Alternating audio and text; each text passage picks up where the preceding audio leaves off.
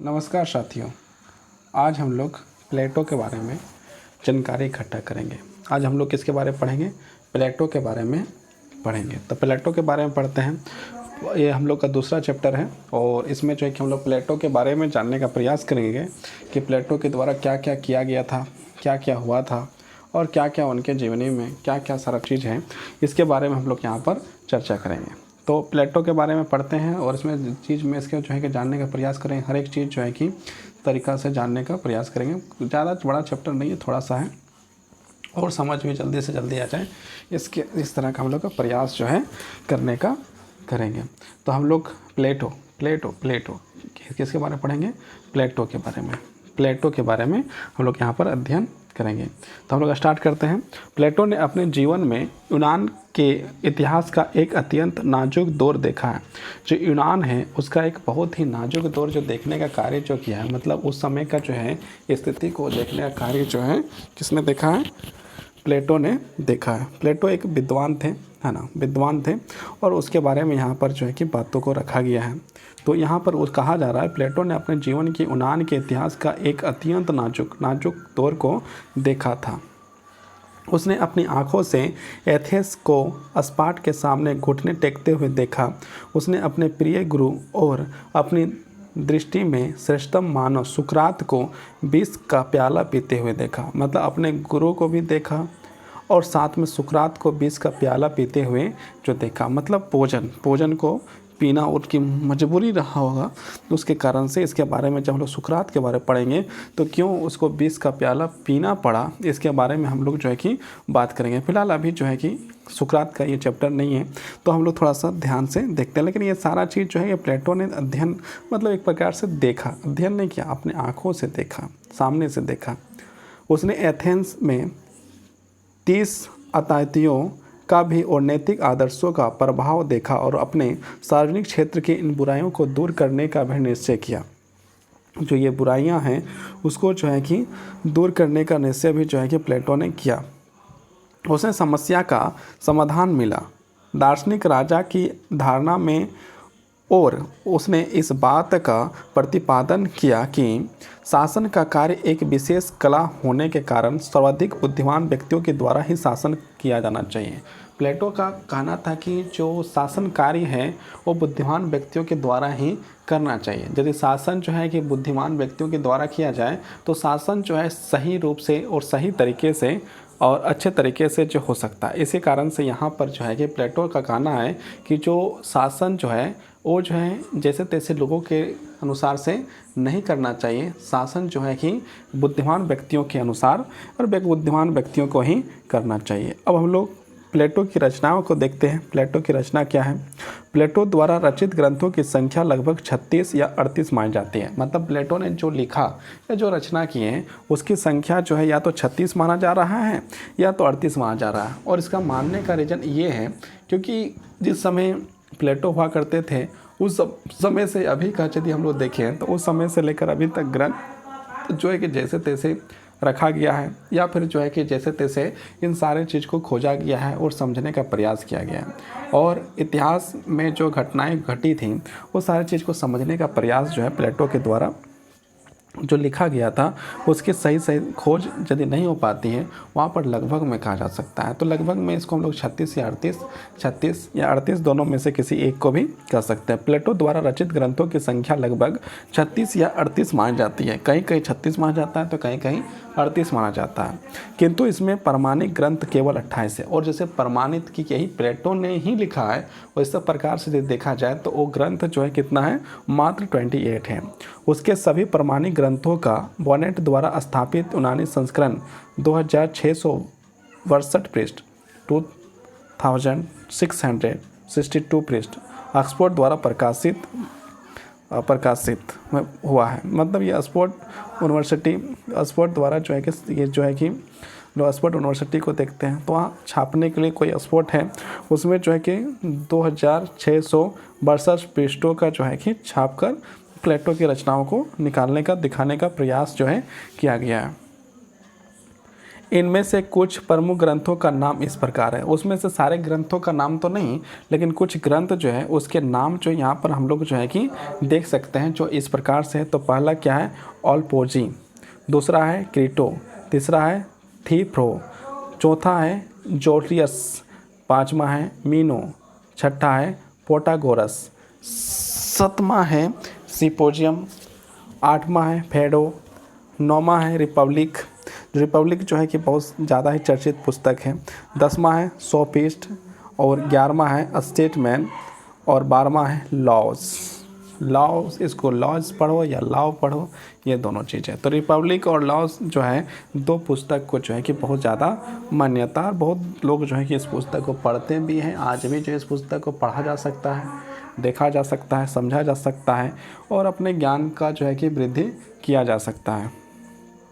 आगे हम लोग देखते हैं प्लेटो के चिंतन की पद्धति। प्लेटो ने अपने चिंतन में बहुत सी पद्धतियाँ का प्रयोग किया। वस्तुतः प्लेटो के दर्शन में हमें द्वयात्मक, विश्लेषणात्मक माने एनालिसिस किया गया है, और स्वध्यासात्मक, निगात्मक, दृश्यात्मक, ऐतिहासिक आदि सभी पद्धतियों का प्रयोग का आभास मिलता है। मतलब यदि हम लोग प्लेटो के बारे में पढ़ेंगे तो उसमें बहुत सारे जो है कि वो स्थितियाँ का जो है निर्माण, जैसे कोई ग्रंथ लिखता है या कोई चीज़ लिखता है तो उसमें बहुत सारे चीज़ को जो है डाला जाता है।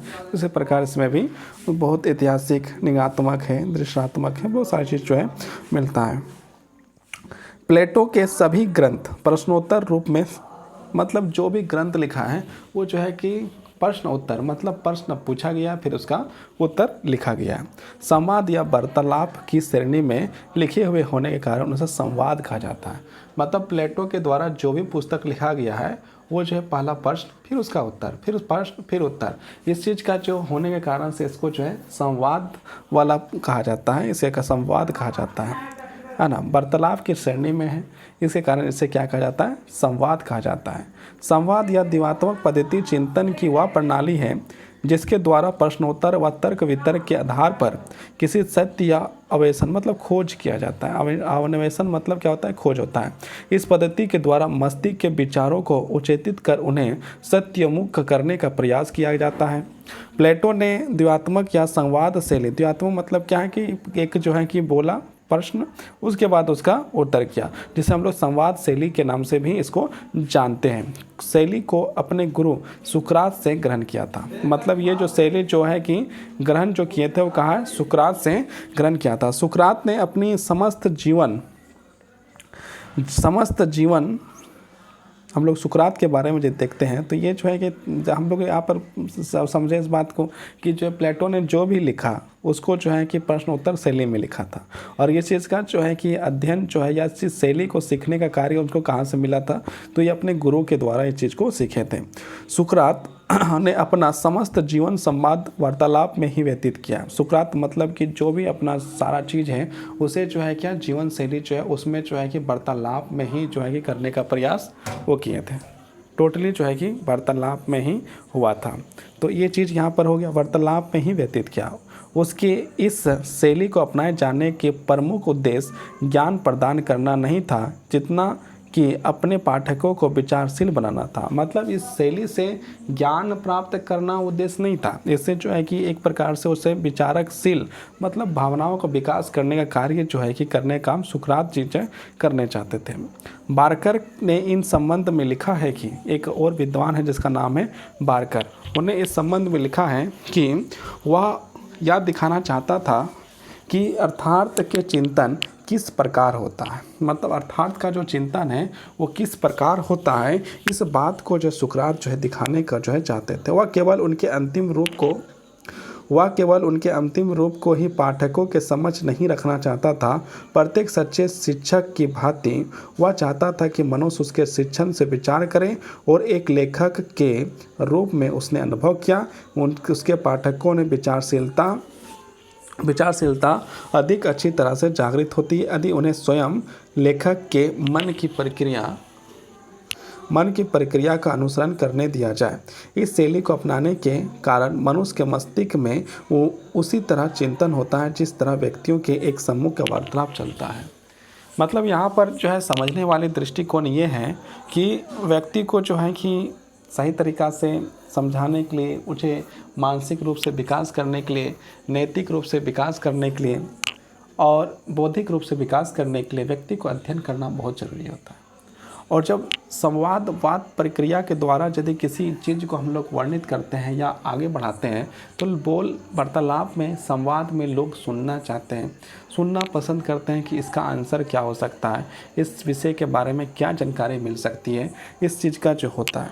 जिसके कारण से यदि यहाँ पर देखा जाए तो सुकरात के द्वारा जो है कि जो किया गया था, जो प्लेटो के गुरु माने जाते हैं, उनके द्वारा यही है चीज़ जो है कि किया गया था। अब हम लोग आगे और बढ़ने का प्रयास करते हैं और देखते हैं, आगे देखने का प्रयास करते हैं क्या लिखा हुआ है।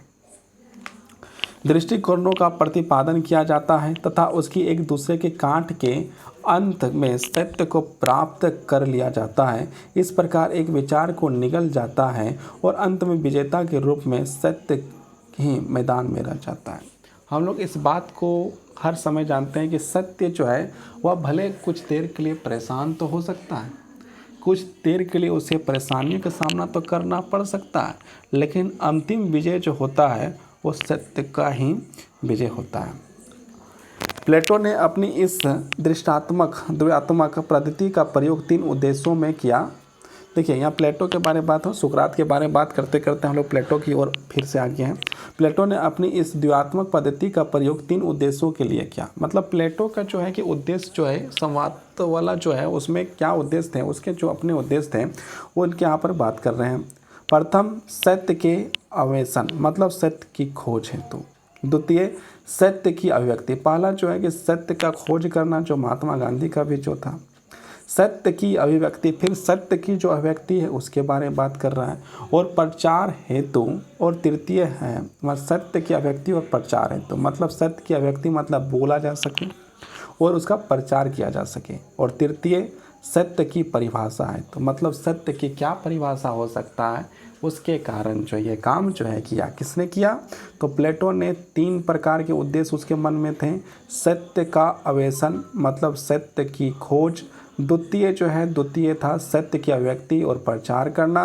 और तीसरा जो है सत्य की परिभाषा है, तो मतलब सत्य की क्या परिभाषा है उसके लिए जो है कार्य किया। प्लेटो ने निगात्मक विधि का प्रयोग भी किया है, जिसे दार्शनिक पद्धति भी कहते हैं। उसे क्या कहते हैं? निगात्मक जो किया गया है उसे जो दार्शनिक पद्धति भी कहते हैं। इस विधि में दार्शनिक कुछ सिद्धांतों का प्रथम अथवा आधारभूत मानता है। वे एक प्रकार के सामान्य सिद्धांत होते हैं जिससे कुछ विशिष्ट निष्कर्ष निकले जाते हैं। इसी कारण इस पद्धति को सामान्य से विशिष्ट, मतलब यहाँ पर इसको जनरल टू द पार्टिकुलर की ओर चलने की पद्धति भी कहते हैं। प्लेटो के सुशासन और अच्छे शासन के लिए कुछ सिद्धांतों को आधार रूप में स्वीकार किया है और उसके आधार पर उसने रिपब्लिक में आदर्श राज्य का चित्रण किया है।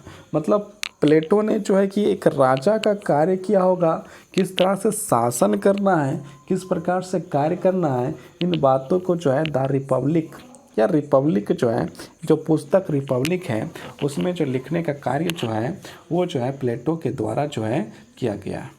प्लेटो के द्वारा क्या किया गया है? प्लेटो में वर्णन किया है अपने एक पुस्तक जिसका नाम रिपब्लिक है। उसमें राजा का क्या कार्य हो सकता है, शासक का क्या कार्य हो सकता है, उसे क्या करना चाहिए, किस प्रकार से करना चाहिए, इन बातों को जो है कि यहाँ पर चर्चाएँ की गई है।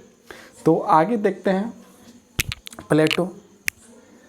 रिपब्लिक प्लेटो का महानतम और सर्वश्रेष्ठ कृति है। मतलब क्या है कि जो प्लेटो के द्वारा लिखा गया है वो कृति, मतलब उसके द्वारा लिखा गया पुस्तक में से सर्वश्रेष्ठ में से एक पुस्तक जो है कि रिपब्लिक है। इसे प्लेटो ने 40 वर्ष की अवस्था में अपने विचार परिपक्व और प्रौढ़ होने पर लिखा था।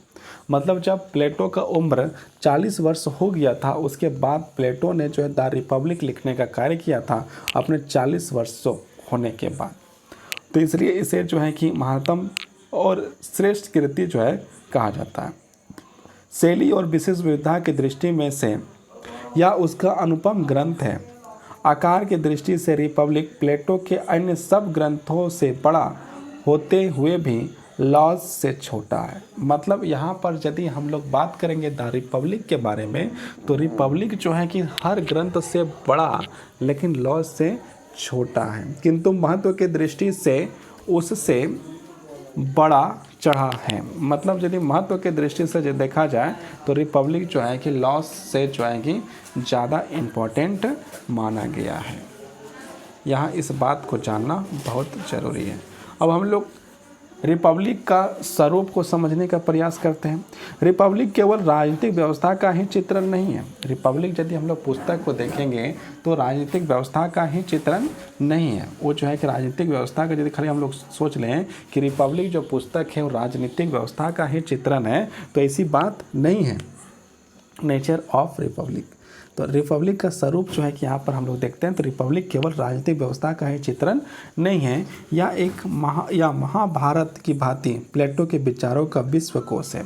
यदि हम लोग जैसे भारत ग्रंथ में जो एक ग्रंथ है महाभारत है, उसी प्रकार प्लेटो का ग्रंथ में से इस ग्रंथ को जो है कि महाभारत की तरह है। इसमें नीति शास्त्र, इसमें जो चीज़ है उसमें नीति शास्त्र, दर्शन शास्त्र, आचार शास्त्र, मतलब इसमें जो शामिल है उसमें क्या शामिल है, नीति शास्त्र शामिल है, दर्शन शास्त्र शामिल है, आचार शास्त्र शामिल है, अध्यात्मक शास्त्र शामिल है, आदि विषयों का वर्णन है। रिपब्लिक का आरंभ आचार शास्त्र और नैतिक दर्शन की समस्याओं से होता है। इसके आरंभ में ही यह प्रश्न उठता गया है कि न्याय क्या है। पहला ही प्रश्न जो है वो उठता है, न्याय क्या है। इस ग्रंथ का दूसरा नाम डिकोग्रस पॉलिकस अर्थात राजनीतिक न्याय विषयक है। रिपब्लिक का यदि दूसरा नाम पूछा जाए तो रिपब्लिक का दूसरा नाम जो है डिकोग्रस पॉलिकस अर्थात राजनीतिक न्याय का विषयक है। अतः न्याय का एक मानवीय आत्मा के नैतिक गुणों का विवेचन करने से यह आधार आचार शास्त्र का ग्रंथ है। नैतिक गुणों का विकास शिक्षा से संभव है। उत्तम शासन के लिए शासकों की शिक्षा की व्यवस्था आवश्यक है। अतः इसमें शिक्षा संबंधी समस्याओं का विवेचन वर्णन है। मतलब ये जो है हर प्रकार की समस्या के समाधान को बताने का जो है प्रयास जो है कि रिपब्लिक में किया गया है। इसको दृष्टि में रखते हुए फ्रेंच विचारक रूसो ने लिखा है। मतलब इस द रिपब्लिक को पढ़ते हुए या देखते हुए रूसो ने जो कहा था उसके बारे में यहाँ पर हम लोग पढ़ते हैं। तो उन्होंने रूसो ने कहा था, रूसो ने लिखा, रिपब्लिक राजनीतिक शास्त्र का ग्रंथ नहीं है किंतु शिक्षा पर कभी भी लिखा गया सर्वश्रेष्ठ ग्रंथ है। मतलब क्या है कि रूसो के द्वारा कहा गया कि जो रिपब्लिक है वो राजनीतिक शास्त्र का ग्रंथ बिल्कुल नहीं है। मतलब उस चीज़ को ग्रंथ मत मान लो राजनीतिक शास्त्र का रिपब्लिक को, लेकिन ये जो है शिक्षा पर कभी भी लिखा गया, मतलब कभी भी शुरुआत से लास्ट तक कभी भी लिखा गया सर्वश्रेष्ठ ग्रंथ जो है। इस बात को जो है रूसो ने कहा। राजनीतिक शास्त्र का भी ग्रंथ है क्योंकि इसमें विभिन्न शासन प्रणालियों का भी लेकिन यहाँ पर रूसो ने भले ही कह दिया कि ये जो है राजनीतिक ग्रंथ नहीं है, उसके बाद भी ये राजनीतिक ग्रंथ है क्योंकि इसमें शासन प्रणालियों का भी जो है कि अध्ययन को यहाँ पर देखा जाता है। यहाँ पर जो है कि यहाँ पर आप देख सकते हैं। हाँ, ऐसा नहीं है कि यहाँ पर जो है कि आप उस चीज़ को नहीं देख सकते हैं क्योंकि इसमें विभिन्न शासन प्रणालियों का, राज्य के स्वरूप तथा आदर्श शासन प्रणाली का वर्णन है। यह अध्यात्मक का भी ग्रंथ है क्योंकि इसमें विचारों के सिद्धांत, थ्योरी ऑफ आइडियाज तथा ज्ञान के अर्थात स्वरूप का प्रतिपादन है। या इतिहास के दर्शन, फिलोसॉफी ऑफ हिस्ट्री का भी ग्रंथ है क्योंकि इसमें यह बताया गया है कि ऐतिहासिक परिवर्तन की प्रक्रिया से किस प्रकार आदर्श समाज का अधपतन निरंकुश शासन में होता है। यदि राजा या फिर मंत्री या फिर शासक यदि निरंकुश है, मतलब उसमें अंकुश किसी प्रकार से नहीं है, तो उसका विनाश किस प्रकार से होता है, इसका भी वर्णन जो द रिपब्लिक में आप जो है देख सकते हैं। इस प्रकार इस एक ही ग्रंथ में अनेक शास्त्रों और विषयों का वर्णन है। मतलब एक ग्रंथ है लेकिन इसमें जो है अनेक बातों को जो है यहाँ पर वर्णन मिलता है। इसका मुख्य कारण यह है कि उस समय तक यूनानियों ने ज्ञान को विभिन्न, देखिए उस समय जो है कि यूनानियों के द्वारा जो था ना, उस समय यूनानी जो थे उन्होंने ज्ञान को थोड़ा सा समझा था, है ना, उसमें थोड़ा सा ज्ञान को समझने का कार्य किया। तक यूनानियों ने ज्ञान का विभिन्न शास्त्रों में सुस्पष्ट वर्गीकरण नहीं किया था। यदि उसको जो है कि समझने का तो समझ गया ज्ञान को, लेकिन इसको जो अलग अलग भागों में वर्णित करने का कार्य यूनानियों ने नहीं किया था। प्लेटो के शिष्य अरस्तु ने यद्यपि सर्वप्रथम आध्यात्मिक शास्त्र, नीति शास्त्र और राजनीतिक शास्त्र को पृथक ग्रंथों का प्रतिपादन किया, किंतु फिर भी वह राजनीतिक शास्त्र और राजनीतिक शास्त्र दर्शन को अभिन्न समझता था, मतलब उसमें अलग समझने का कार्य करता था। तो ये चीज़ यहाँ तक में तो आप लोगों को समझने में कोई दिक्कत नहीं हुआ होगा। अब हम लोग प्लेटो के आदर्श राज्य के बारे में भी देखेंगे कि अच्छा रिपब्लिक में जो लिखा, तो जो हम लोग पढ़ रहे हैं उसमें ऐसा क्या लिखा है, जो हम लोग जानने का प्रयास करेंगे कि प्लेटो का आदर्श राज्य क्या था। रिपब्लिक में दार्शनिक प्लेटो के समस्त चिंतन की केंद्रीय विषय आदर्श राज्य, आइडियल स्टेट है। मतलब एक आदर्श राज्य का जो है कि यहाँ पर चित्रण करने का प्रयास जो है कि प्लेटो ने किया। प्लेटो जो है अरस्तु जो है उसके जो है शिष्य आएंगे, उसके बारे में हम लोग पढ़ेंगे। और प्लेटो का जो है सुकरात जो उनके जो गुरु हैं उनके बारे में भी हम लोग आगे पढ़ेंगे। लेकिन यहाँ पर हम लोग द रिपब्लिक में जो वर्णित है, जिसके बारे में प्लेटो ने आदर्श राज्य के बारे में बताया है, उसके बारे में यहाँ पर हम लोग अध्ययन कर रहे हैं। तो रिपब्लिक में दार्शनिक प्लेटो के समस्त चिंतन का केंद्रीय विषय आदर्श राज्य है। अपने आदर्श राज्य के भय भवन के निर्माण हेतु उसने न्याय सिद्धांत पर आधारशिला तथा शिक्षा योजना पर साम्यवाद के सिद्धांत का आधार स्तंभ के रूप में प्रयोग किया है। आदर्श राज्य का बागडोर वह ऐसे दार्शनिक शासकों के हाथों में सौंपता है जिसमें सुंदर आत्मा के सभी गुण होते हैं। मतलब कोई भी यदि कल्पना करेगा, यदि कोई आदर्श राज्य के बारे में बात करेगा, तो उसमें जो हर प्रकार की कमी को जो है दूर करने के प्रयास करेगा। और उसी प्रकार जो है सारी कमियों को दूर करने का प्रयास यहाँ पर जो है कि प्लेटो के द्वारा करने का कार्य कर रहा है, जिसमें सुंदर आत्मा के सभी गुण होते हैं। मतलब सुंदर, खराब नहीं, सब सुंदर, अर्थात वे सर्वज्ञ, विवेकशील, सर्वष्टा तथा समस्त गुणों के से युक्त शासक होते हैं। मतलब यदि हम लोग देखा जाए तो एक ऐसा व्यक्ति की कल्पना किया जाए जो हर एक प्रकार से परिपूर्ण हो, ज्ञान से भी और मर्यादा से भी। ये जो है कि सोच उस समय शायद प्लेटो जी का भी तो था। अब आगे हम लोग और बढ़ते हैं। अब यहाँ पर हम लोग जब देखते हैं प्लेटो के आदर्श राज्य में व्यक्ति और राज्य का संबंध। अपने आदर्श राज्य के निर्माण का प्रारंभ प्लेटो ने व्यक्ति तथा राज्य के पारंपरिक संबंधों के प्राकृतिक पर विचार करते हुए किया है। उसके अनुसार राज्य तथा व्यक्ति दो पर्यायवाची शब्द हैं। यदि यहाँ पर प्लेटो के बारे में कहा जाए तो राज्य और व्यक्ति जो है दो पर्यायवाची शब्द हैं। किसके अनुसार? पर्यायवाची शब्द किसके अनुसार है? तो प्लेटो के अनुसार है। राज्य व्यक्ति के विराट रूप की अभिव्यक्ति है। यदि राज्य है वो व्यक्ति का विराट रूप के अभिव्यक्ति है। प्लेटो का मत था कि राज्य वृक्षों या चट्टानों से पैदा नहीं होते हैं, किंतु उन व्यक्तियों के चरित्र पर निर्मित होते हैं जो उनमें से रहते हैं। प्लेटो को राज्य की चेतना में तथा व्यक्ति की चेतना में एकता का आभास हुआ है। प्रोफेसर बार्कर के शब्दों में राज्य की चेतना ठीक उसके सदस्यों की चेतना है जब वे राज्य के सदस्य के रूप में विचार कर रहे हो। राज्य तथा व्यक्ति में उसे एक नैतिक समानता अथवा यूँ कहना चाहिए कि नैतिकता एकता का भी आभास हुआ। उसने यह भी स्वीकार किया है कि व्यक्ति और राज्य के ना तो उद्देश्यों में ही अंतर है और ना ही उनके हितों में ही किसी प्रकार की विरोधाभास है। उसके मतानुसार अच्छे जीवन उसके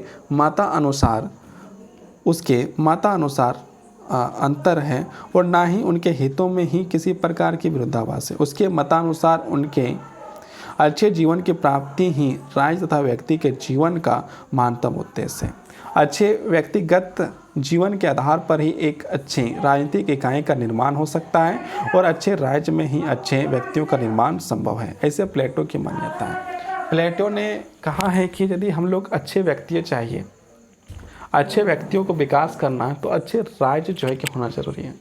यदि राज्य अच्छा ना हो, यदि राज्य का विकास ना हो, यदि राज्य अनुशासित ना हो, यदि राज्य सही ढंग से काम ना करें, यदि राज्य बढ़िया ना हो तो राज्य में जो व्यक्ति का विकास हो रहा है उसका विकास जो है कि सही तरीके से नहीं हो सकता है। इस बात को जो है कि प्लेटो के द्वारा जो है कि कहा जाता है। मतलब राज्य का सही विकास करना है और व्यक्ति का अपने आप जो है कि उसका विकास होता चला जाएगा। प्लेटो के आदर्श राज्य की उत्पत्ति विकास का चरण, मतलब यहाँ पर हम लोग प्लेटो के आदर्श विकास की उत्पत्ति के बारे में यहाँ अध्ययन करेंगे। प्लेटो के आदर्श राज्य की उत्पत्ति विकास का चरण। प्लेटो ने अपने आदर्श राज्य का निर्माण 3 चरणों में संपन्न हुआ माना है। मतलब प्लेटो का जो आदर्श राज्य है वो 3 चरणों में उसको जो है कि माना गया है। मानव का आर्थिक आवश्यकताओं को ही राज्य उत्पत्ति का प्रमुख आधार उसने माना है, क्योंकि इसकी पूर्ति के लिए ही व्यक्ति किसी न किसी प्रकार का सहयोग करने के लिए बाध्य होता है। यहाँ पर फिर से हम लोग इसको देखते हैं। मानव की आर्थिक आवश्यकताओं को ही राज्य की उत्पत्ति का, मतलब आर्थिक अवस्था मतलब जो किसी प्रकार की कमी है और कमी को दूर करने के लिए हम लोग क्या चाहिए, अर्थ मतलब क्या चाहिए, पैसा। तो राज्य में व्यक्तियों को जो है सही ढंग से पैसा कमाने या आगे बढ़ने का अवसर जो है कि मिलना चाहिए, क्योंकि इसकी पूर्ति के लिए व्यक्ति किसी न किसी प्रकार का सहयोग करने के लिए बाध्य होता है। मतलब पैसे कमाने के लिए, आर्थिक स्थिति मजबूत करने के लिए या तो किसी का सहयोग करता है या किसी के यहाँ काम करता है या किसी प्रकार से जो है कि कर्म को करता रहता है। बाकर के शब्दों में भोजन, उष्मता तथा पक्ष की इच्छाएं समान प्रयास अभाव के उचित रूप से पूरी नहीं की जा सकती। प्लेटो के शब्दों में राज्य मानव समाज की आवश्यकता से उत्पन्न होता है। राज्य जो है कि मानव की जो है आवश्यकता है उससे उत्पन्न होता है। कोई भी आत्मनिर्भर नहीं है। यहाँ पर प्लेटो ने कहा है कि कोई भी आत्मनिर्भर जो है नहीं है, कोई व्यक्ति जो है कि आत्मनिर्भर नहीं है। प्लेटो के शब्दों में राज्य मानव समाज की आवश्यकताओं से उत्पन्न होता है, कोई भी आत्मनिर्भर नहीं है। इस प्रकार प्लेटो के अनुसार मानव की आर्थिक आवश्यकता ही राज्य का एकता के सूत्र में बांधने वाले प्राथमिक तत्व है। इकाई के रूप में कोई भी व्यक्ति अपने आर्थिक जीवन की समस्त आवश्यकताओं को पूरा नहीं कर सकता है, जबकि पारंपरिक सहयोग एवं विनिमय से भी अपनी आर्थिक आवश्यकताओं की अधिक से अधिक मात्रा में पूर्ति करने में सफल हो सकते हैं। मतलब यहाँ पर यदि सहयोगात्मक भावनाओं को रखते हैं तो हम लोग जो है कि क्या है कि एक व्यक्ति दूसरे व्यक्ति की आवश्यकताओं को पूरा करने का कार्य कर सकता है, जबकि पारस्परिक सहयोग एवं विनिमय सभी अपनी आर्थिक आवश्यकताओं की अधिक से अधिक मात्रा से पूर्ति करने में सफल हो सकते हैं। किसी व्यक्ति या समाज के आर्थिक हितों को समुचित रूप से रक्षा तभी हो सकता है जब व्यक्ति अपने द्वारा तैयार की गई वस्तुओं समष्टि प्रदान करे तथा अपनी आवश्यकताओं या वस्तुओं के समष्टि को प्राप्त करें। मतलब अनंत की ओर आगे बढ़ने का कार्य जो है करें। आगे जब हम लोग इसमें बात करते हैं तो यहाँ पर देखते हैं कि जो व्यक्ति है उसको जो आर्थिक रूप से यदि हम लोग आगे बढ़ाने का कार्य करते हैं तो उसकी समस्याएं जो है धीरे धीरे समाप्त होते हुए जाती है। आर्थिक जीवन की वस्तुओं को इस प्रकार का आदान प्रदान, श्रम विभाजन तथा कार्य विष्टीकरण, मतलब क्या है कि जब व्यक्ति को आर्थिक मदद चाहिए तो उसे कुछ कार्य करना पड़ता है, तो उसमें जो श्रम विभाजन जो है कि यहाँ पर बताया गया। आर्थिक जीवन की वस्तुओं को इस प्रकार आदान प्रदान, श्रम विभाजन तथा कार्य विष्टीकरण को जन्म देता है। आर्थिक आधार पर प्लेटो ने इस आदान प्रदान को उचित ठहराया है।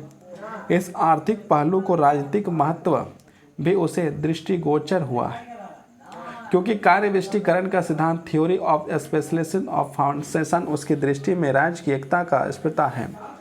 प्लेटो के शब्दों में इरादा यह था कि प्रत्येक व्यक्ति को ऐसे काम में लगाया जाए जिसके लिए प्रकृति ने उसका चयन किया है। प्लेटो को कहा गया है कि प्लेटो ने कहा कि हर व्यक्ति को ऐसे कार्य में लगा देना चाहिए जो प्रकृति ने उसके लिए जो है कि चयन किया है। प्लेटो के शब्दों में इरादा यह था कि प्रत्येक व्यक्ति को ऐसे काम में लगाया जाए जिसके लिए प्रकृति में उसका चयन किया गया। मतलब प्रकृति ने जिस कार्य के लिए उस व्यक्ति को चयन किया गया है उस प्रकार के कार्यों में जो व्यक्ति को लगा देना चाहिए।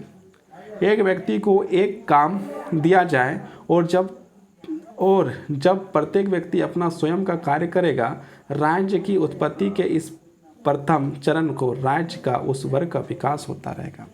मतलब हर एक व्यक्ति को एक कार्य ही दिया जाए और जब उस व्यक्ति के द्वारा उस कार्य को पूरा कर दिया जाएगा तो इस प्रकार से प्रथम चरण का विकास जो है कि संभव हो पाएगा।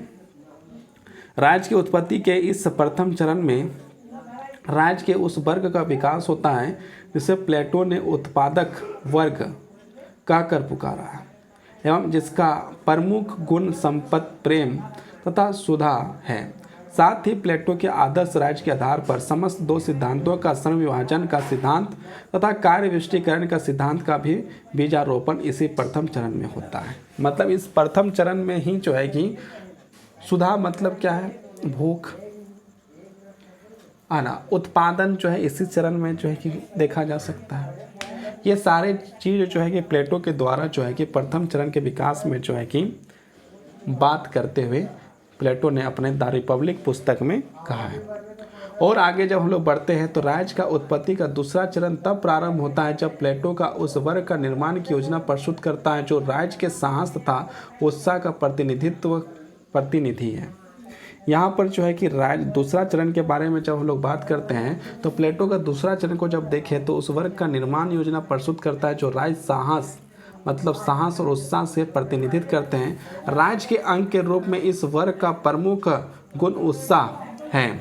प्लेटो के अनुसार मनुष्य सिर्फ आर्थिक आवश्यकताओं की पूर्ति करने मात्र से संतुष्ट नहीं होता है।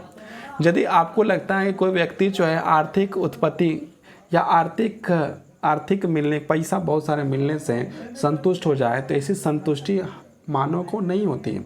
वह अपनी सांस्कृतिक इच्छाओं को भी तृप्त करना चाहता है। जो सांस्कृतिक तृप्ति है उसको भी जो है कि वह करना चाहता है। उसे संगीत, साहित्य, काव्य, कविता, कला आदि विभिन्न पहलुओं का भी तृष्णा होती है। मतलब एक व्यक्ति को जो है प्लेटो के अनुसार द रिपब्लिक में जो लिखा हुआ है उसके अनुसार यदि देखा जाए तो उसे जो है संगीत, साहित्य, मतलब जो व्यक्ति की आवश्यकता सिर्फ पैसा ही नहीं है, उसे संगीत की भी आवश्यकता है, साहित्य की भी आवश्यकता है, काव्य का भी आवश्यकता है, कविता का भी आवश्यकता है, कला का भी आवश्यकता है आदि विभिन्न वस्तुओं की तृष्णा होती है। मतलब इन सारे चीज़ों की भी आवश्यकताएँ होती है। इन विभिन्न वस्तुओं के प्राप्ति हेतु अधिक संख्यक लोगों का होना आवश्यक है। अधिक संख्यक लोगों के निवास तथा भरण पोषण के लिए विशाल भूप्रदेश की आवश्यकता होती है। विशाल भूप्रदेश की अधिकृत करने के हेतु युद्ध होता है। मतलब क्या है कि व्यक्ति जो है भूप्रदेश मतलब भूमि का एक विशाल क्षेत्र को भी चाहता है। युद्ध के हेतु सैनिक वर्ग का उदय होता है। मतलब जो लड़ने के लिए जो है, लड़ाई झगड़ा करने के लिए या किसी प्रकार से आगे बढ़ने के लिए जो है उसे जो है सैनिक की आवश्यकता होती है। यहाँ पर जो प्लेटो ने वर्णन किया अपने द रिपब्लिक पुस्तक में कि जो है कि भू को प्राप्त करने के लिए मतलब भूमि को प्राप्त करने के लिए सैनिक चाहिए। लड़ने के लिए, युद्ध करने के लिए हमें जो है कि सैनिक की आवश्यकता होती है। युद्ध के हेतु सैनिक वर्ग का उदय होता है। मतलब क्या है, जो हमें प्राप्त करने के लिए उसमें हम लोग योद्धाएँ चाहिए और योद्धाओं को जो है सैनिक के नाम से जाना जाता है। सैनिक वर्ग मानव आत्मा के साहस तत्व का प्रतीक है। अतएव सैनिक वर्ग के कार्यों का दायित्व और गुणों का विश्लेषण कर प्लेटो ने यही दर्शाने का प्रयास किया है कि किस प्रकार आत्मा का साहस तत्व आदर्श राज्य के निर्माण एवं संरक्षण में अपनी महत्वपूर्ण भूमिका निभाता है। मतलब किस प्रकार से आत्मा का साहस मतलब अपने साहस, अपनी शक्ति से जो है कि वीरता के साथ जो है कि अपने कार्य को किस प्रकार से पूरा करता है, इस बात को प्लेटो ने द रिपब्लिक वाले पुस्तक में इस चीज़ को वर्णन किया है। जिस प्रकार प्लेटो ने आदर्श राज्य का निर्माण के प्रथम चरण में उत्पादक मतलब उत्पादन करना वर्ग का उदय हुआ था, उसी प्रकार उसके दूसरे चरण में सैनिक वर्ग का अभ्युदय है। मतलब पहला चरण प्लेटो को देखा जाए तो जो उत्पादन करने का कार्य है उसे प्रथम चरण में रखा गया और दूसरा चरण में जो रखने का कार्य किया गया उसे सैनिक वर्ग में रखा गया। सैनिक वर्ग का मुख्य कार्य बाहरी आक्रमण से राज्य की रक्षा करना एवं आंतरिक शक्ति सुरक्षा कायम करने का सहयोग देना है। यदि प्लेटो ने सैनिक वर्ग का विकास व्याख्या राज्य का आक्रमण लिप्सा के संदर्भ में आदर्श राज्य के सैनिक वर्ग का प्रमुख कार्य रक्षात्मक है तो आक्रामक नहीं। प्लेटो ने सैनिकों को प्रहरी का संज्ञा दी है। प्लेटो ने जो है जितने भी सैनिक हैं उसे प्रहरी का जो है संज्ञा देने का कार्य जो है कि कार्य प्लेटो ने द रिपब्लिक में किया। तथापि प्लेटो का आदर्श राज स्वयं आक्रमण नहीं होता है, अतएव आदर्श राज सैनिक वर्ग का प्रमुख रक्षात्मक कार्य है, आक्रामक नहीं है। प्लेटो ने सैनिक को प्रहरी की संज्ञा दी है और उनकी तुलना रखवाली करने वाले कुत्तों, जो रखवाली करने वाला वॉच डॉग होते हैं, उससे किया गया है। चेतना और साहस उसके मुख्य गुण होते हैं। जो चेतना होता है, जो साहस होते हैं, उसको जो है मुख्य गुण होता है। प्लेटो का द रिपब्लिक जो हम लोग पढ़ते हैं तो द रिपब्लिक में जो लिखा हुआ है उसके अनुसार यदि देखा जाए तो प्रथम चरण में उत्पादन आ जाता है, द्वितीय चरण में युद्ध करने वाले सैनिक आ जाते हैं जिसकी मन में जो है कि आत्मविश्वास बहुत ही अधिक होता है। और हम लोग तृतीय चरण के बारे में जब बात करते हैं तो तृतीय चरण बात करते हैं तो यहाँ पर हम लोग देखते हैं कि जो है कि आदर्श राज्य के निर्माण का तीसरा चरण तब प्रारंभ होता है जबकि सैनिक वर्ग में ही प्लेटो राज्य के विवेक तत्व प्रतिनिधित्व करने वाले सर्वोच्च वर्ग का निर्माण करता है। उसके अनुसार सैनिक वर्ग लोगों के समान उत्साह तथा विवेचन पाया जाता है, किंतु इसमें कतिपय ऐसे व्यक्ति भी होते हैं जिसमें उत्साह की अपेक्षा विवेक का अत्यधिक बाहुल्य होता है। ऐसे लोगों को प्लेटो ने राज का दार्शनिक शासक माना है। विवेक के अंतर्गत प्लेटो ने दो गुण माने जाते हैं। विवेक के अनुसार यदि देखा जाए तो प्लेटो ने दो गुण यहाँ पर जो है कि वर्णित किया है। प्रथम, विवेक से व्यक्ति का ज्ञान होता है, मतलब व्यक्ति का जो ज्ञान जो होता है वो विवेक से होता है। यहाँ पर हम लोग तीसरा चरण के बारे में बात कर रहे हैं। पहला चरण उत्पादन, दूसरा चरण जो है कि आत्मविश्वास से भरा हुआ सैनिक लोग का एग्जाम्पल दिया गया। अब तीसरे चरण में हम लोग हैं।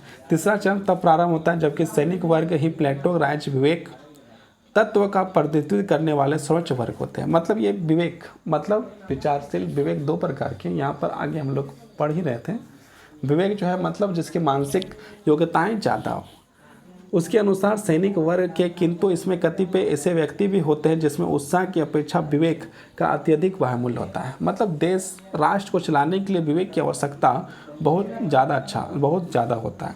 ऐसे लोगों को प्लेटो ने राजकीय दार्शनिक शासक माना है। विवेक के अंतर्गत प्लेटो के दो गुण होते हैं।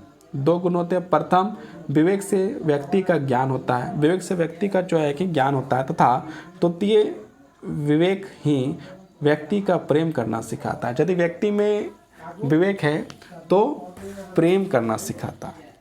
प्लेटो ने कहा है कि यदि व्यक्ति को जो है कि प्रेम करना सिखाने का कार्य यदि करता है तो वो जो है आपका विवेक ही करता है। और यहाँ पर हम लोग जो है कि आगे जब बढ़ते हैं तो देखते हैं विवेक व्यक्ति को प्रेम करना सिखाता है। अतः प्लेटो के अनुसार शासक विवेकशील होना चाहिए एवं उसमें पर्याप्त मात्रा में सहनशीलता होना चाहिए। ये चीज़ जो है कि बात को रखने का कार्य जो है कौन करता है, प्लेटो ने किया है। प्लेटो के अनुसार शासक विवेकशील होना चाहिए। जो शासक होता है उसे जो है कि क्या होना चाहिए, विवेकशील होना चाहिए। यदि शासक विवेकशील नहीं है तो इसे जो है कि विकास कार्य करने में प्रॉब्लम हो सकता है एवं उसे पर्याप्त मात्रा में सहनशीलता भी होना चाहिए। जो विवेक यदि है तो प्रेम करना सिखा रहा है, और यदि विवेक उसमें है तो सहनशीलता भी उसमें है। यदि विवेक नहीं है तो उसमें प्रेम की मात्रा भी कम है। विवेक से व्यक्ति का जो है प्रेम करना सिखाता है, साथ में जो है विवेक से जो व्यक्ति का विकास भी होता है। सहनशीलता भी यदि उसी का है, उसी के पास है जिसके पास विवेक है। इस प्रकार तीन चरणों में राज्य का निर्माण उन तीन वर्गों के क्रमशः विकास के साथ संपन्न होता है जो राज्य के तीन मूलभूत आवश्यकताओं, राज्य के जो तीन मूलभूत आवश्यकता हैं जिसके बारे में हम लोग यहाँ पर बात करेंगे, उसके बारे में देखते हुए हम लोग कहते हैं उत्पादन। पहला क्या है, जैसे हम लोग पहला जो विकास के बारे में जब पढ़ें तो हम लोग ने पढ़ा कि पहला जो था आवश्यकता वो उत्पादन था, दूसरा था वह रक्षा, और तीसरा क्या है, शासन। ये जो प्लेटो के द्वारा द रिपब्लिक में वर्णित किया गया है कि तीन प्रकार के जो है कि क्या होता है, विकास होता है। पहला क्या है, उत्पादन। हम लोग आलू भी उत्पादन करते हैं, प्याज उत्पादन करते हैं, धान भी उत्पादन करते हैं। तो ये जो धान, प्याज, गेहूँ, चावल, चना, मटर, सेम, कुछ भी जो उत्पादन होता है, ये सारे चीज़ प्रोडक्शन में आ गए, सारे उत्पादन होते हैं। दूसरा है क्या है, रक्षा।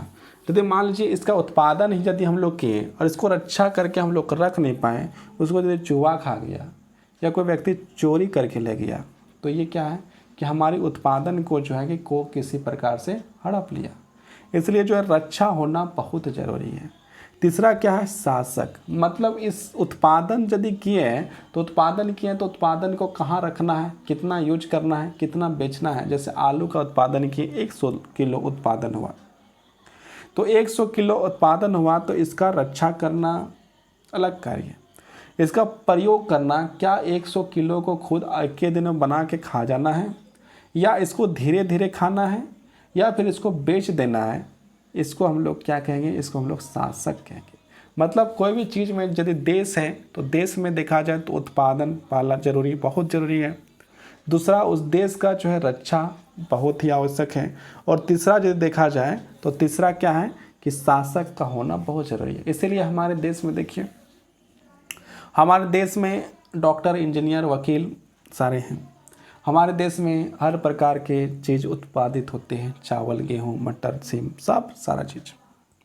हमारे देश में एजुकेशन लेने के बाद बहुत सारे अच्छे वकील, बहुत सारे इंजीनियर, बहुत सारे होते हैं। हमारे ही देश में रक्षा करने के लिए बहुत सारे आर्मी हैं, जैसे वायुसेना, जल सेना और थल सेना। 3 प्रकार की सेना को हम लोग विशेष तरह का देखते हैं। तो ये जो है क्या है, भारत देश की सीमाओं की रक्षा करता है। यदि कोई लड़ने के लिए हम लोग के साथ आएगा, भारत देश में यदि किसी प्रकार का कोई लड़ाई झगड़ा मारपीट करने का प्रयास किया जाएगा, तो सबसे पहले हमारे जो भारत देश के सैनिक हैं वो आगे जाकर इस चीज़ को खड़ा होकर कार्य करेंगे, लड़ने में जो है कि आगे बढ़ेंगे।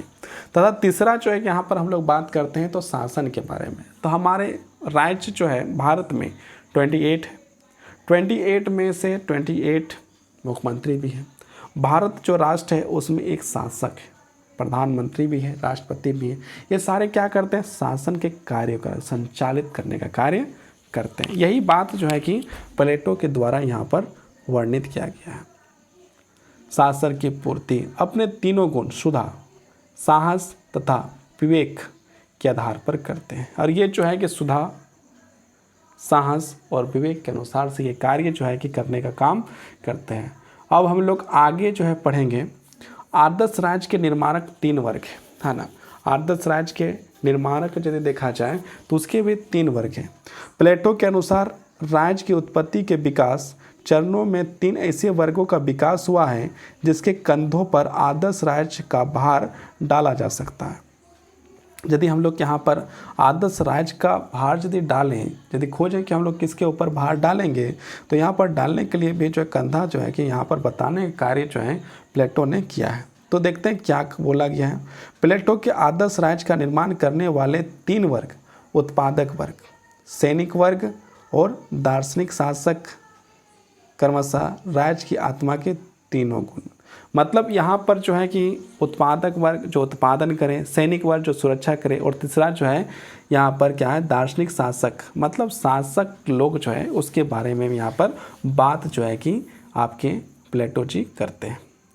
राज्य की आत्मा के तीनों गुण सुधा, उत्साह और विवेक प्रतिनिधित्व करते हैं। इसमें से 2 वर्ग सैनिक तथा दार्शनिक शासक को प्लेटो ने राज्य का संरक्षक माना है।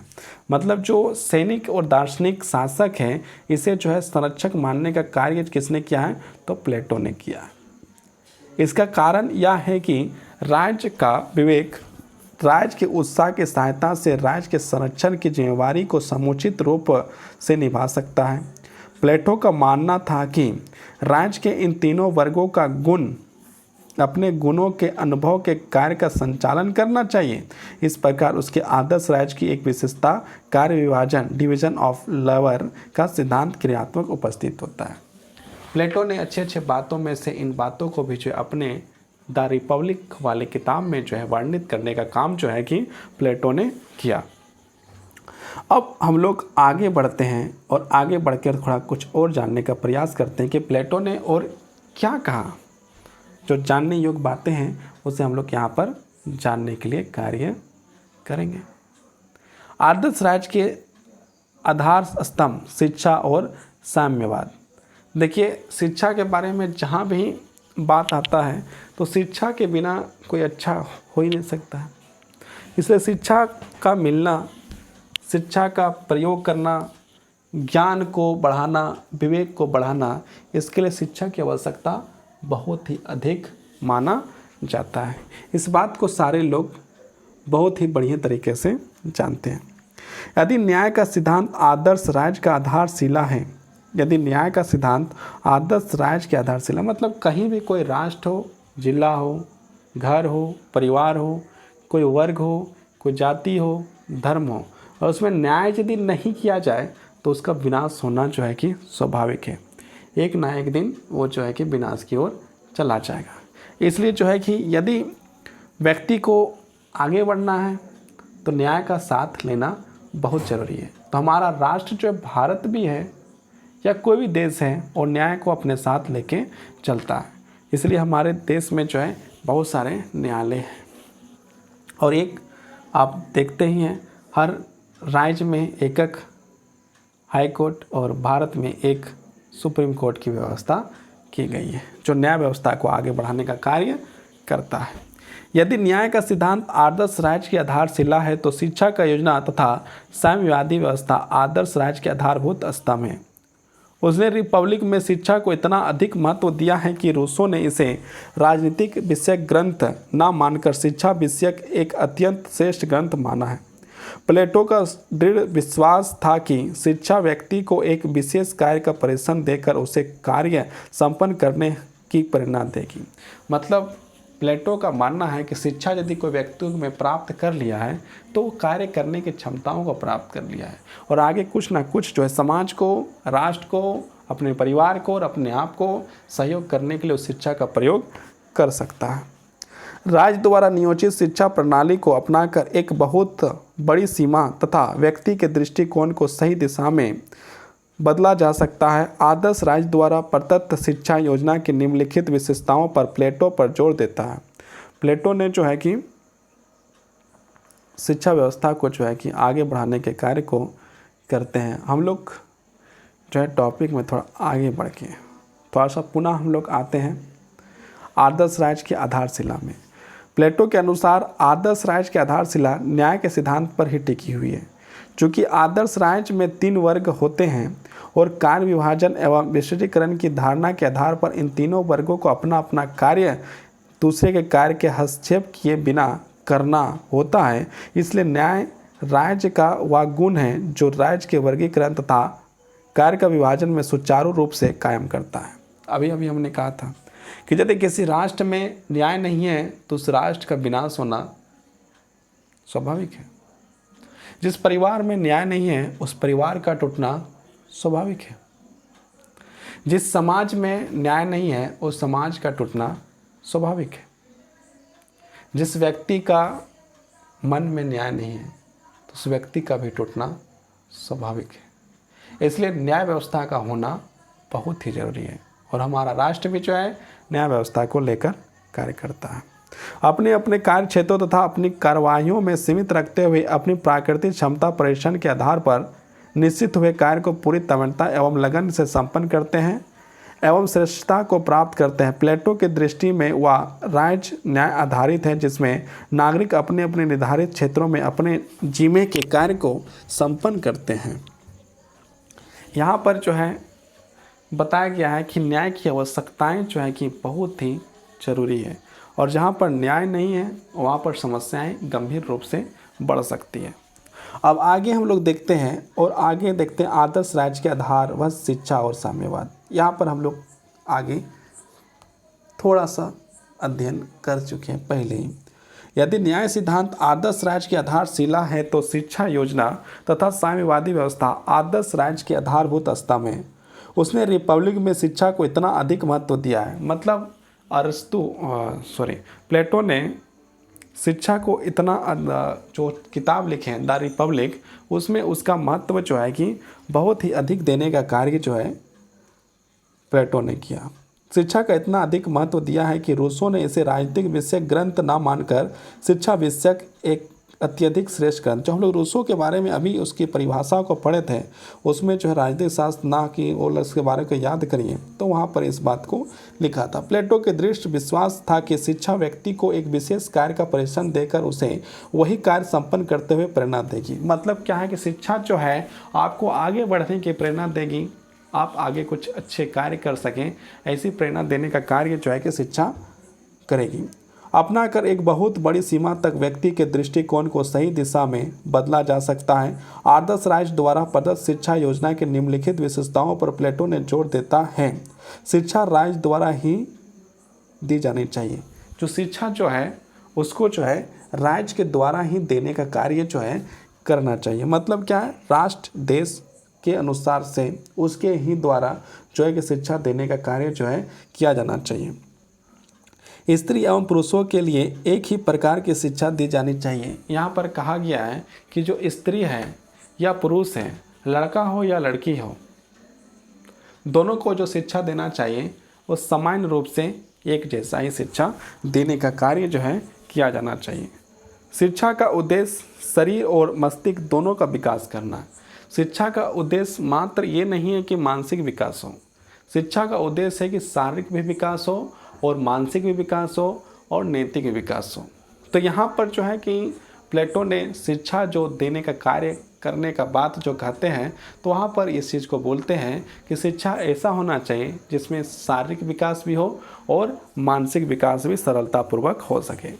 शिक्षा का प्रयोजन व्यक्ति को राज्य का उत्तम नागरिक बनाता है। यदि व्यक्ति को शिक्षा मिला है तो वो जो है राज्य के लिए उत्तम व्यक्ति बनने का शोभा प्राप्त करेंगे। शिक्षा द्वारा योग्य तथा ज्ञानी शासक अर्थात दार्शनिक राजा तैयार किए जा सकते हैं। यदि कोई व्यक्ति शिक्षा ले रहे हैं तो उसमें जो दार्शनिक राजा, योग्य राजा, नैतिक रूप से विकास, मानसिक रूप से विकास, शारीरिक रूप से विकास राजा को प्राप्त करता है। साम्यवाद प्लेटो के आदर्श राज्य का दूसरा आधार स्तंभ है। साम्यवाद जो है प्लेटो का जो है कि आधारशिला यदि देखा जाए तो ये दूसरा आधारशिला आप कह सकते हैं। यह शिक्षा द्वारा प्रजनित भावनाओं का दृढ़ करने एवं उन्हें क्रियाशील बनाने के कार्य को करता है। प्लेटो का दृढ़ विश्वास था कि शिक्षा के द्वारा नैतिक विकास लेने मात्र से आदर्श राज्य का निर्माण नहीं हो जाएगा। यहाँ पर जो है कि प्लेटो के द्वारा शिक्षा के बारे में बताया जाता है और उसमें कहते हैं कि जो प्लेटो का दृढ़ विश्वास था कि शिक्षा के द्वारा नैतिक विकास कर लेना मात्र से ही आदर्श राज्य का निर्माण नहीं हो सकता। यदि कोई व्यक्ति का मात्र नैतिक विकास हो गया है, इसके बावजूद भी राज्य का विकास जो है कि संभव नहीं हो सकता। ये मानना जो है कि किसका था? ये मानना जो है कि प्लेटो का था, क्योंकि उनके अनेक बाह्य परिस्थितियाँ ऐसी होती हैं जिनका अदृष्ट प्रभाव के मानव हृदय पलट पर पड़ता है। अतः साम्यवाद के द्वारा अपने आदर्श राज्य में वह उन बाह्य परिस्थितियों को जड़ मूल से नष्ट कर देना चाहते हैं। मतलब किसी प्रकार यदि समस्या है तो सारी समस्या को पूरी तरह से जड़ मूल मतलब पूरी तरह से समाप्त करने का कार्य अरस्तु करना चाहते हैं। नहीं, अरस्तु नहीं, प्लेटो करना चाहते हैं। जो मानव समाज में नैतिक विकास का मार्ग अवरोध करने वाली दुर्गम चट्टानें सिद्ध हो सकती हैं, व्यक्तिगत संपत्ति तथा परिवार प्लेटो की ऐसी विशाल चट्टानें दृष्टिगोचर हुई पर प्रहार करके उसने अपने आदर्श राज्य के प्रसाद का नींव दृढ़ करने का प्रयास किया है। प्लेटो ने अपने साम्यवाद को आदर्श राज्य के दो वर्गों, शासक तथा सैनिकों तथा ही सीमित रखा। उसका साम्यवाद राजा की अल्पसंख्यक के लिए था। अपनी व्यक्तिगत संपत्ति तथा अपने परिवार के जीवन की आहुति राज्य के दार्शनिक शासक वर्ग तथा सैनिक वर्ग को ही देनी थी। उन्हें भी इसलिए देनी थी कि प्लेटो ने आदर्श राज्य का सफल निर्माण उनकी कार्य कुशलता, क्षमता, स्वार्थहीनता तथा राज्य के प्रति उनकी आस्था पर ही आधारित था। प्लेटो की योजना में संरक्षक वर्ग के पास ना तो संपत्ति होती है और ना ही परिवार। जो प्लेटो के अनुसार यदि देखा जाए तो संरक्षक के पास ना तो उसके पास अपना कोई परिवार होता है, ना किसी प्रकार की संपत्ति होती है। ये जो है प्लेटो के द्वारा कहा गया है। प्लेटो के आदर्श राज्य को सफल निर्माण उनकी कार्य कुशलता, क्षमता, स्वार्थहीनता तथा राज्य के प्रति उसकी आस्था पर ही जो है कि कार्य करके जो है करने की कोशिश थी, और ना ही परिवार उसकी सेवाओं में बदले राज्य उसकी आर्थिक आवश्यकता, भोजन, वस्त्र, निवास आदि का सामूहिक रूप से प्रबंध करता है। संक्षेप में आदर्श राज्य में प्लेटो राज्य की राजनीतिक शक्ति तथा आर्थिक शक्ति का एक ही हाथों में आ जाना किसी प्रकार की वांछित नहीं समझता। मतलब प्लेटो का देखा जाए तो प्लेटो ने कहा कि जो रक्षक दल होते हैं उनको जो है कि ना तो उसका कोई परिवार होता है और ना कोई किसी प्रकार की संपत्ति होती है, और वो राष्ट्र के लिए पूरी तरह से तैयार रहते हैं। अब हम लोग आगे बढ़ते ही हम लोग यहाँ पर देखते हैं आदर्श राज्य का बागडोर दार्शनिक शासकों के हाथों में। दार्शनिक मतलब पढ़े लिखे लोगों के हाथों में। प्लेटो ने अपने आदर्श राज्य का बागडोर दार्शनिक वर्ग को प्रदान करता है। दार्शनिक शासक सर्वाधिक शिक्षित, मतलब दार्शनिक वर्ग जो है वो शिक्षित है, सुसंस्कृतिक है, साहसिक है, मतलब साहस भी है, आत्मसंयमी भी है, ज्ञानी भी है और निर्भवी भी है। मतलब कि किसी से कोई डर भी नहीं है, बुद्धिमान भी है, सुसंस्कृतिक मतलब उसको अपनी संस्कृति के बारे में जानकारी है, और शिक्षा भी जो है कि उन्होंने लिया है। प्लेटो की यह धारणा है कि आदर्श राज्य में शासन कार्य परम बुद्धिमान व्यक्तियों के हाथों में होना चाहिए। मतलब कि शासन का कार्य जो है वो जो है कि परम बुद्धिमान मतलब श्रेष्ठ लोगों के हाथों में, बुद्धिमान ज्ञानी लोगों के हाथों में ही होना चाहिए। ये कहना था किसका? तो ये कहना है आपका प्लेटो का। बुद्धिमान व्यक्तियों के हाथों में रखना चाहिए। प्लेटो की यह धारणा थी कि आदर्श राज्य का शासन कार्य परम बुद्धिमान व्यक्तियों के हाथों में रखना चाहिए, जो कंचन और कामनी से दूर रहते हुए शासन का संचालन करें। कंचन और कामनी मतलब कि सोना, और जो है कामनी मतलब किसी प्रकार के जो है प्रेम माया से दूर रहते हुए शासन संचालन करें। राज्य के कल्याण के साथ वह अपना कल्याण एवं राज्य के अहित के साथ अपना अहित जुड़ा। मतलब राज्य का यदि किसी प्रकार का नुकसान हुआ तो अपना नुकसान समझे, राष्ट्र को यदि किसी प्रकार की समस्या हुआ तो उसको अपनी समस्या समझे। इस प्रकार की बात जो है किसने कहा है? प्लेटो ने कहा है। रहते हुए शासन संचालन कर राज्य के कल्याण के साथ वह अपना कल्याण एवं राज्य के अहित के साथ अपना अहित जुड़ा हुआ मानता है। प्लेटो ने उसे विवेक का प्रेमी और नगर का सच्चा तथा अच्छा संरक्षक मानता है। मतलब इस प्रकार के लोगों को जो है राष्ट्र का प्रेमी और सच्चा संरक्षक का रूप माना जाता है। किसको? जो ऐसे व्यक्ति होते हैं उसको।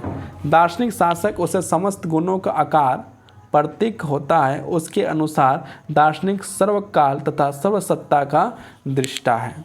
सर्वसत्ता का क्या है? ये दृष्टा कहलाता है। अब आगे हम लोग और बढ़ते हैं।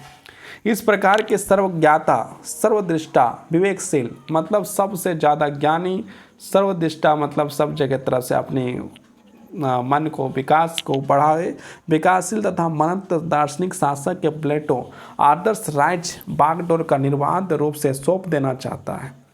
इस श्रेष्ठ मलाह के नृत्यों में, मलाह मतलब क्या होता है? जो नाव को खेता है उसे मलाह कहा जाता है। मलाह के नृत्य में आदर्श राज्य की नौका आंधी और तूफान के झगड़ते हुए बचाती हुई अपनी मंजिल की ओर ले जाती है। मतलब जो बुद्धिमान, श्रेष्ठ और राष्ट्र को प्रेम करने वाले जो व्यक्ति है, जो सर्वश्रेष्ठ है, वो जो है इसे जो है कि कहाँ ले जाने का कार्य करता है? तो एक नौका के भांति जो नौका चलाने का कार्य करता है कि जितने भी आंधी तूफान आए उस आंधी तूफान को से बचाते कहाँ ले जाने का कार्य करता है? अपने रास्ते के ले जाने का कार्य करता है। मंजिल तक अवश्य पहुंचाएगी। प्लेटो का यह बिल्कुल स्वीकार नहीं था कि इस दार्शनिक शासक के कार्य में किंचित मात्र भी व्यवधान उपस्थित हो, मतलब किसी प्रकार का व्यवधान ना आए। इसलिए इस महाशक्तिमान द्वारा शासित आदर्श राज्य में प्लेटो ने कानून लॉ को भी कोई स्थान नहीं दिया। मतलब इसमें जो है किसी प्रकार का लॉ का भी किसी प्रकार के स्थान, मतलब कोई जो शासक बल है उसे कोई लॉ उसको छुए ऐसा उसने स्थान नहीं दिया। मतलब कोई कानून शासक बल पर नहीं लगेगा। बार्कर ने आदर्श राज्य के दार्शनिक शासक विषेक प्लेटो के विचारों पर टिप्पणी करते हुए कहा है, देखिए यहाँ पर एक बार्कर हैं, वो विद्वान हैं और उन्होंने जो है कि क्या किया है, प्लेटो के विचारों पर टिप्पणी करते हुए कहा है कि दार्शनिक शासक केवल अनुबंध मात्र या योग मात्र नहीं, जिस संपूर्ण विधि के अनुसार आदर्श राज्य का निर्माण की ओर बढ़ा गया है उसका वह दार्शनिक शासक व तर्क संगत परिणाम है। ये यहाँ पर जो है कि बार्कर के द्वारा कहा गया। अब हम लोग और आगे जब बढ़ते हैं तो और आगे कुछ और सीखने का मौका मिलता है, और जानने का प्रयास होता है, और हम लोग चीज़ों को जो है समझने का प्रयास करते हैं। तो और देखते हैं और में से और क्या है। क्या प्लेटो का आदर्श राज्य काल्पनिक है? यहाँ पर बोला जा रहा है कि जो प्लेटो का आदर्श राज्य है क्या वह काल्पनिक है? तो यहाँ पर हम लोग देखने का प्रयास करेंगे कि क्या प्लेटो का आदर्श राज्य काल्पनिक है या नहीं है। तो इसको देखते हैं क्या लिखा हुआ है। प्लेटो के आदर्श राज्य पर सबसे बड़ा आक्षेप यह किया जाता है कि प्लेटो सपन दृष्टा थे। मतलब क्या है कि प्लेटो जो सपना देखने वाले थे। यदि इतने अच्छे अच्छे बातों को देख रहे हैं, इतने इतने बातों को जो है ये करने का प्रयास कर रहे हैं, इतने अच्छे अच्छे बातों की उम्मीद कर रहे हैं, तो लोगों को सपना ही लगता है, एक सपना की तरह ही है। इसी के कारण से यहाँ पर लोगों ने कहा है कि प्लेटो जो है वो जो है सपन दृष्टा है। मतलब सपन देख रहे हैं, सपना देख रहे हैं। और उसकी रिपब्लिक में वर्णित राज्य ऐसा स्वपन लोकीय है।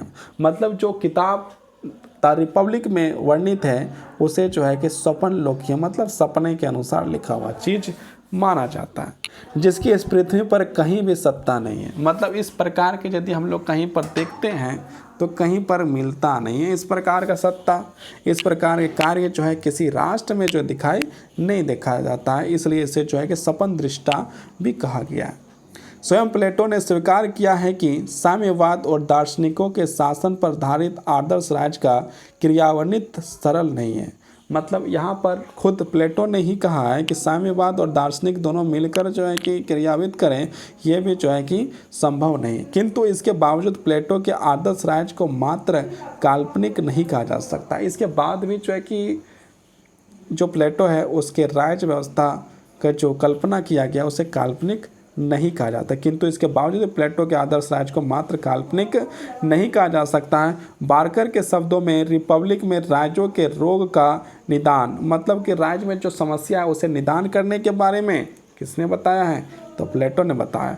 और उपचार दोनों ही केवल किन्हीं पहले कल्पित दार्शनिक सिद्धांतों के आधार पर निश्चित किए गए वर्णन उनानी जीवन के तथ्यों के आधार पर निर्धारित किए गए हैं। मतलब इस प्रकार के बातों को जो है वर्णन जो है कि कौन करते हैं?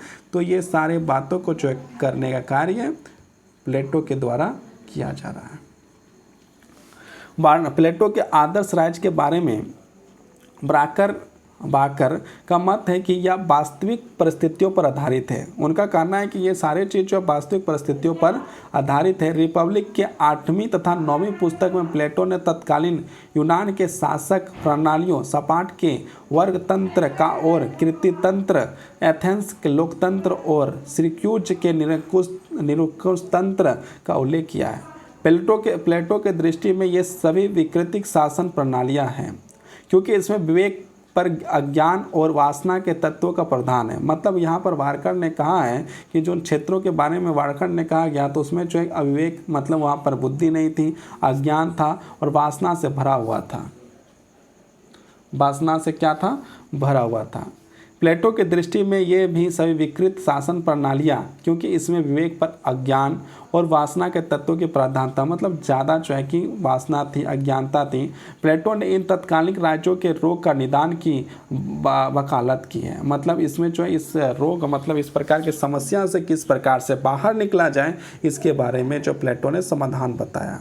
उसके अनुसार वह निदान यह है कि शासन में विवेक और बुद्धि का सर्वोच्च स्थान दिया जाए।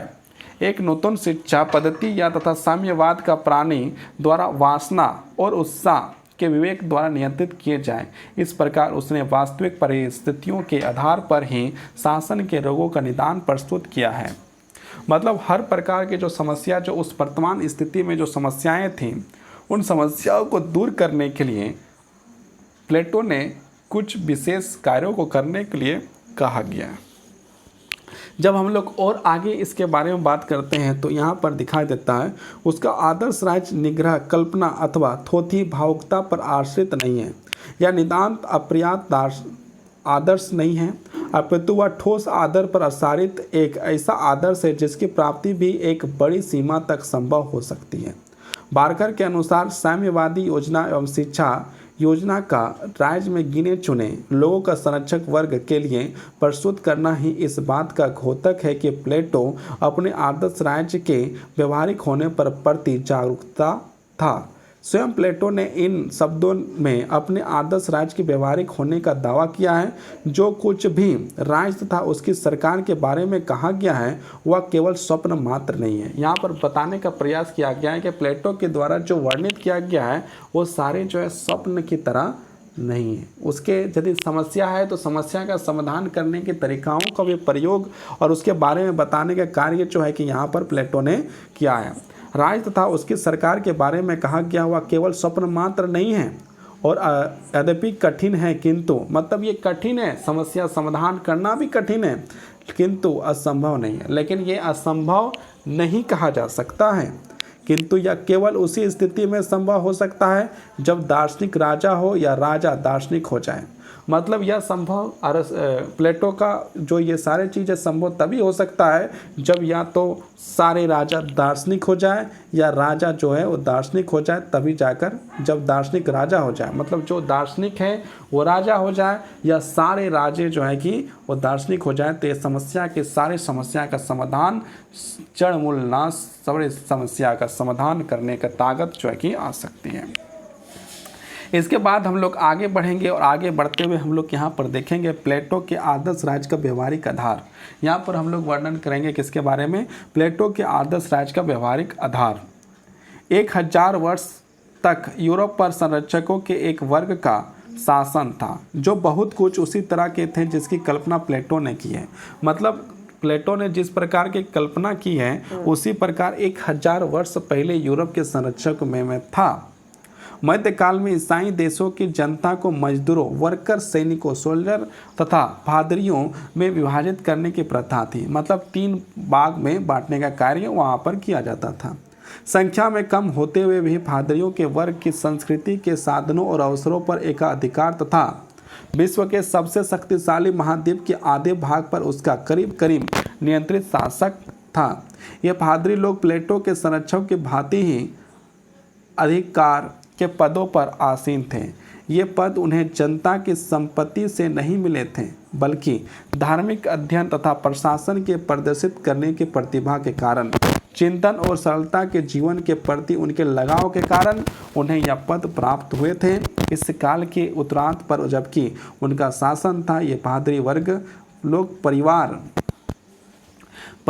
देखिए यहाँ पर जो पादरी वर्ग को जो ये अधिकार मिले थे वो जो है धर्म ग्रंथ की संस्कृतियों के अधीन करने के बाद उन्हें जो है कि विशेष अधिकारों को देने का कार्य जो है कि किया गया था।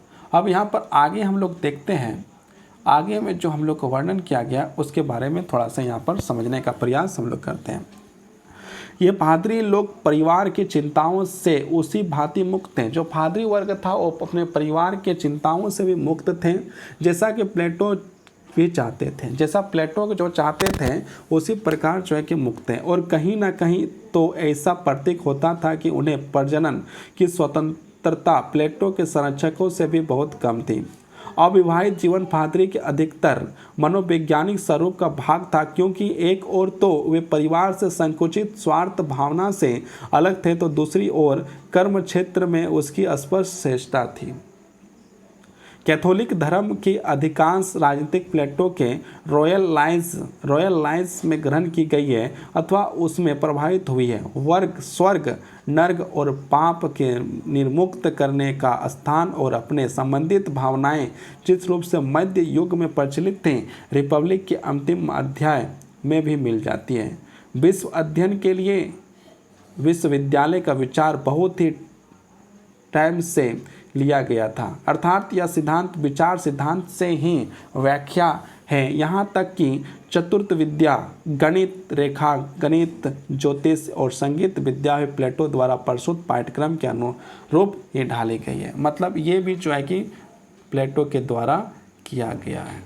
और आगे हम लोग देखते हैं, थोड़ा सा और आगे समझने का प्रयास करते हैं। जीससवादियों में जिन्होंने कुछ समय तक पैगवे पर राज किया था, प्लेटो के संरक्षकों की लगभग आधी बातें पाई जाती है। इसी तरह रूस के नवंबर 1917 की क्रांति के बाद वहां शासन करने वाले साम्यवादी दल ने कुछ समय के लिए ऐसा रूप ग्रहण कर लिया था जो विचित्र ढंग से रिपब्लिक की स्मृति दिलाने वाला था। मतलब जो रूस में जो क्रांति हुई थी 1917 में, उसके बारे में भी जो है कि यहाँ पर से समझा जा सकता है कि द रिपब्लिक के बारे में जो है कि प्लेटो ने क्या कहा है। साम्यवादी अपने कार्य में उसी तरह कठोरता के साथ लगे हुए थे जिस तरह एक संत अपने कर्तव्य का पालन करता है। यूरोप की आधी भूमि पर राज करते हुए वे मिथ्यावादिता का भी जीवन व्यतीत करते थे। इन उदाहरणों से प्रकट होता है कि सीमाओं के भीतर और कुछ हेर फेर के साथ प्लेटो की योजना कार्यान्वित की जा सकती है। वास्तव में उसने इस योजना का बहुत कुछ रूप तथ्यों के ग्रहण किया था जो उसने अपने पर्यटन के समय विभिन्न स्थानों के कार्य रूप में देखा था। वह मिस्र के धर्मतंत्र प्रभावित हुआ था। स्पार्टा के उसने एक छोटा सा शासक वर्ग देखा था जो अपनी प्रजा के बीच सामान्य रूप से परिश्रमी और सरल जीवन व्यतीत करते थे।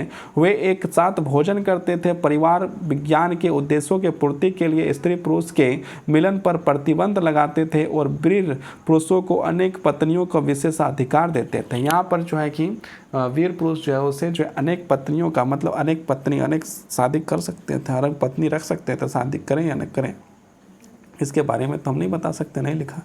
उसने निस्संदेह यूरोपियंस के तर्क सुन रखे थे जो वह पत्नियों का समाज, दासों से मुक्ति और हेनरिक लीग द्वारा यूनान के प्रदेशों में शामिल शांति स्थापित करने के पक्ष में दिया जाता था। और इस बात में शंका नहीं कि वह कुछ सीरियस विचारों को भी जानता था जिन्होंने उन लोगों के बीच एक सबक साम्यवादी आंदोलन खड़ा किया था जिन्हें आज हम सेंट्रिक्रेट्स वामवादी है ना जिन्हें आज हम सेंट्रिक्रेट वामवादी अनुयायी कह सकते हैं। संक्षेप में यह कहा जा सकता है कि प्लेटो ने यह अवश्य अनुभव किया होगा कि अपनी योजना से प्रस्तुत कर वह सत्य की खोज में जिसे वह अपनी आंखों में देख चुका था किसी असंभव पद पर आगे नहीं बढ़ सकता। यहाँ पर इन बातों को जो है कि बताने का कार्य किसने किया है, तो प्लेटो ने किया है। और आगे हम लोग यहाँ पर बात करते हैं प्लेटो के बारे में। तो प्लेटो का न्याय संबंधी सिद्धांत के बारे में हम लोग यहाँ पर चर्चा करेंगे कि प्लेटो जो है कि न्याय का सिद्धांत के बारे में क्या कहते थे, प्लेटो का मानना न्याय सिद्धांत के बारे में क्या था। यहाँ पर हम लोग हर एक बात को जब हम लोग चर्चा कर ही रहे हैं तो ये भी हम लोग को जानना जरूरी है कि प्लेटो ने न्याय सिद्धांत के बारे में जो कहा तो क्या कहा, तो इसके बारे में अध्ययन करेंगे। फिलहाल जो है कि पेज आगे पीछे हो चुका है। प्लेटो का न्याय सिद्धांत संबंधी विचार, तो न्याय सिद्धांत संबंधी विचार जो है हम लोग आगे देखते हैं। यहाँ पर आ चुका है तो यहाँ पर हम लोग देखने का प्रयास करते हैं। न्याय का सिद्धांत दार्शनिक प्लेटो के राजनीतिक चिंतन का अध्ययन अत्यंत महत्वपूर्ण अंग है। इसके महत्व का आभास इस तथ्य से होता है कि प्लेटो ने अपने ग्रंथ रिपब्लिक का वैकल्पिक नाम न्याय संबंधित रखा है। जिस आदर्श राज्य का रूपरेखा प्लेटो ने तैयार की है उसका प्रमुख आधार न्याय ही है।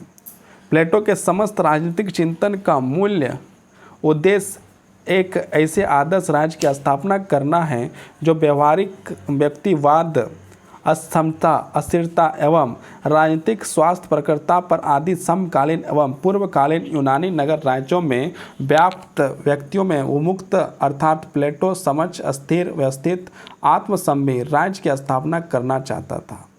वह अपने आदर्श राज्य को एक ऐसे न्याय के सिद्धांत पर आधारित करना चाहता था जो राज्य को एकता मतलब यूनिटी मतलब राज्य को एक सूत्र में बांधने का कार्य कर सके, प्रदान करें, नागरिकों को घोर व्यक्तिवाद के प्रभाव से बचाए, कार्यों को विष्टीकरण के द्वारा अक्षमता को दूर करें तथा राज्य को स्थिरता प्रदान करें। आगे हम लोग और बात करते हैं प्लेटोवादी न्याय अवधारणा के अभिप्राय, मतलब क्या अवधारणाएं हैं उसके बारे में यहाँ पर हम लोग बात करते हैं। वर्तमान काल में न्याय का अर्थ न्यायाधीश द्वारा कानून के अनुसार अपराधियों को दंड देना होता है। वह प्लेटो के मतानुसार न्याय की अवधारणा को कानूनी अथवा वैधानिक परिप्रेक्ष्य में परिभाषित नहीं किया जा सकता है। विद्वान बार्कर के अनुसार प्लेटो का न्याय को हम लोग यहाँ पर देखेंगे। तो प्लेटो का न्याय क्या है? प्लेटो का न्याय एक कानूनी विषय नहीं है, ना ही यह कानूनी अधिकारों एवं कर्तव्यों के बाह्य योजना से संबंधित है। यहाँ पर यदि प्लेटो के न्याय के बारे में चर्चा किया जाए तो यहाँ पर कहा जाता है कि प्लेटो का जो न्याय है वो कानून से रिलेटेड नहीं है, ना ही उसे जो कानून बांधने का कार्य कर सकता है या कानूनी अधिकारों और कर्तव्यों के बारे में ये बात नहीं करता है, बाह्य योजना से संबंधित है। और ये सारी योजनाएं जो है कि कानून से बाह्य योजनाओं से संबंधित है। यह कानूनीपन के क्षेत्र में नहीं आता है, अपितु इसका संबंध सामाजिक नैतिकता से है। मतलब ये कानून के अंतर्गत नहीं आता है, लेकिन ये जो है सामाजिक अंतर्गत में आ जाता है, सामाजिक नैतिकता के अंतर्गत ये चीज़ आ जाता है। प्लेटो के मतानुसार न्याय का अर्थ केवल इतना ही है कि मनुष्य अपने उन सब कर्तव्यों को पूरा पालन करे जिसका पालन समाज के प्रयोजन की दृष्टि से किया जाना आवश्यक है। समाज और राज्य अपनी आवश्यकताओं तथा व्यक्तियों की योग्यताओं के अनुसार उसके लिए कुछ कर्तव्य और धर्मों का निर्धारण करते हैं। इनका यथार्थ पालन न्याय है। भारतीय परिभाषा के अनुसार स्वधर्म पालन न्याय है। मतलब यदि अपना स्वधर्म खुद का धर्म पालन करें तो इसे न्याय कहते हैं। संक्षेप में प्लेटो द्वारा प्रतिपादित न्याय शब्द का अर्थ में तथा आधुनिक न्याय शब्द के में बड़ा अंतर है और उनके न्याय शब्द के अंतर्गत सामान्यतः मानव के नैतिक जीवन तथा उनके समस्त कर्तव्यों का समावेश है, जबकि आधुनिकता युग में न्याय शब्द का संबंध केवल मात्र कानून ही है। आज के समय में जो भी समस्या का समाधान करने के लिए कोशिश किया जाता है तो उसके लिए कानून बना दिया जाता है, जबकि नैतिकता का विकास करने के लिए कुछ विशिष्ट कार्य जो है करना अभी संभव नहीं हो पा रहा है। अब हम लोग यहाँ पर आगे चर्चा करते हैं न्याय संबंधी विभिन्न सिद्धांत। न्याय संबंधित विभिन्न सिद्धांतों के बारे में हम लोग यहाँ पर बात करेंगे और देखेंगे प्लेटो जो है कि न्याय संबंधी के बारे में और किन किन बातों को जो है कि बताते हैं। प्लेटो के बाद हम लोग जो अध्ययन करेंगे वो जो है कि प्लेटो के बाद तो अरस्तु के बारे में बात करेंगे। अरस्तु के बारे में हम लोग बात करेंगे जो प्लेटो का शिष्य कहा जाता है। प्लेटो का न्याय संबंधी विभिन्न सिद्धांत। न्याय संबंधी अपनी धारणा को प्रतिपादित करने के पूर्व प्लेटो अपने समय से प्रचलित न्याय के त्रुटिपूर्ण सिद्धांतों का खंडन करता है। प्लेटो के समय में न्याय के संबंध में 3 गलत धारणाओं के प्रचलन था। उन्हें क्रमशः परंपरावादी सिद्धांत, उग्रवादी सिद्धांत तथा यथार्थवादी सिद्धांत कहा जा सकता है। यहाँ पर जो है 3 सिद्धांत के बारे में जो है कि बात किया गया है, जिसमें से एक जो है परंपरावादी सिद्धांत, उग्रवादी सिद्धांत और तीसरा यथार्थवादी सिद्धांत। ये 3 गलत धारणाएं प्रचलन था। ये 3 जो धारणाएं थे वो जो है गलत धारणाएं प्रचलित था। अब हम लोग आगे बढ़ते हैं और इसे देखने का प्रयास करते हैं कि प्लेटो का न्याय सिद्धांत फिलालस और पोलीमार्कस, थ्योमिकस तथा ग्यूनिकॉल्स न्याय संबंधित जिन दृष्टिकोण का प्रतिपादन करते हैं उन तीनों का ही एक समान विशेषता है कि वे न्याय को बाह्य वस्तु मानते हैं। न्याय को जो है क्या है, बाह्य वस्तु माने बाहरी वस्तु मानते हैं।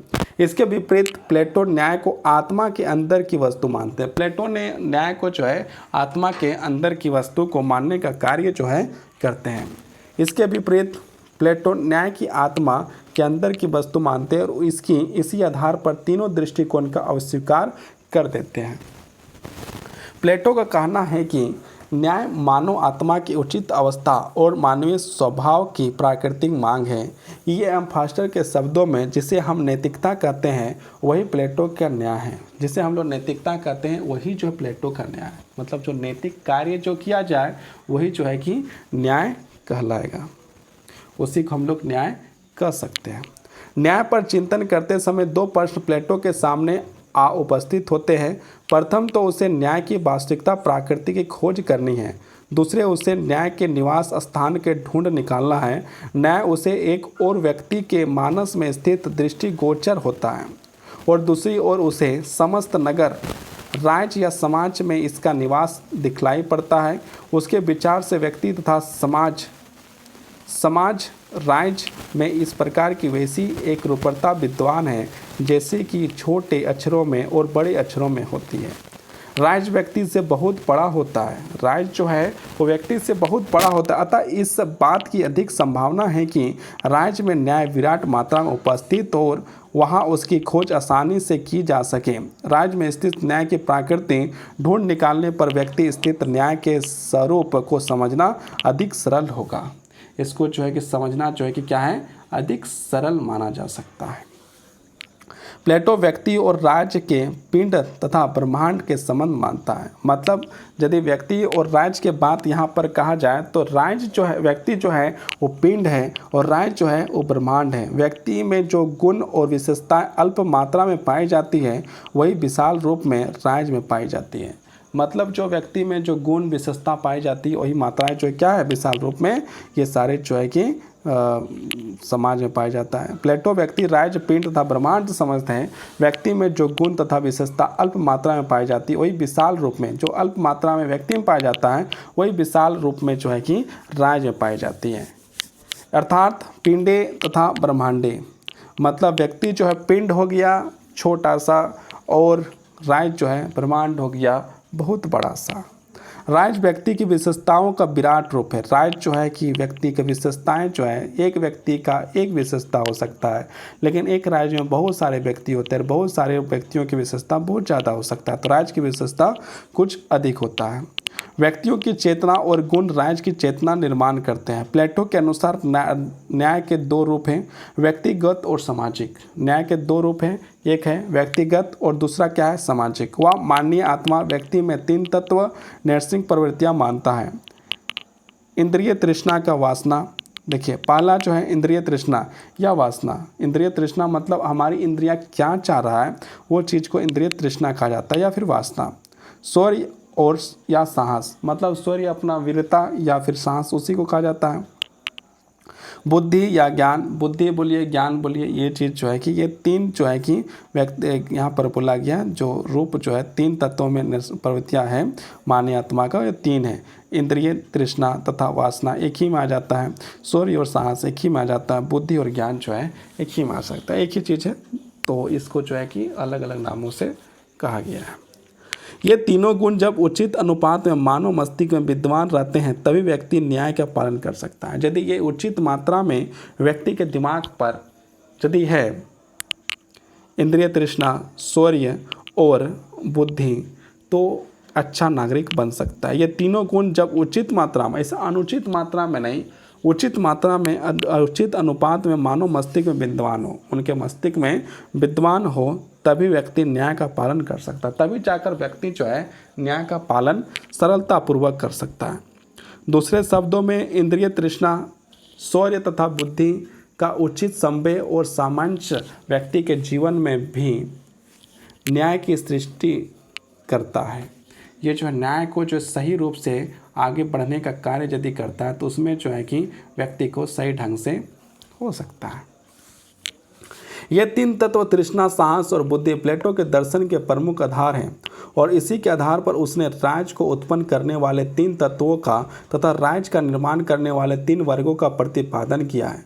प्लेटो के अनुसार जिस प्रकार छोटे अक्षरों की तुलना बड़े अक्षरों से आसानी से पढ़े जा सकते हैं, मतलब क्या है, जैसे हम लोग छोटा ABC लिखते हैं और बड़ा ABC लिखते हैं, लेकिन लिखते हैं तो वही चीज़ है। उसी प्रकार व्यक्ति के जीवन की अपेक्षा राज्य में न्याय को स्पष्ट रूप से लक्षित किया जा सकता है। राज्य के संबंध में प्लेटो का विचार है कि राज्य मानव मस्तिष्क का वह विराट रूप है।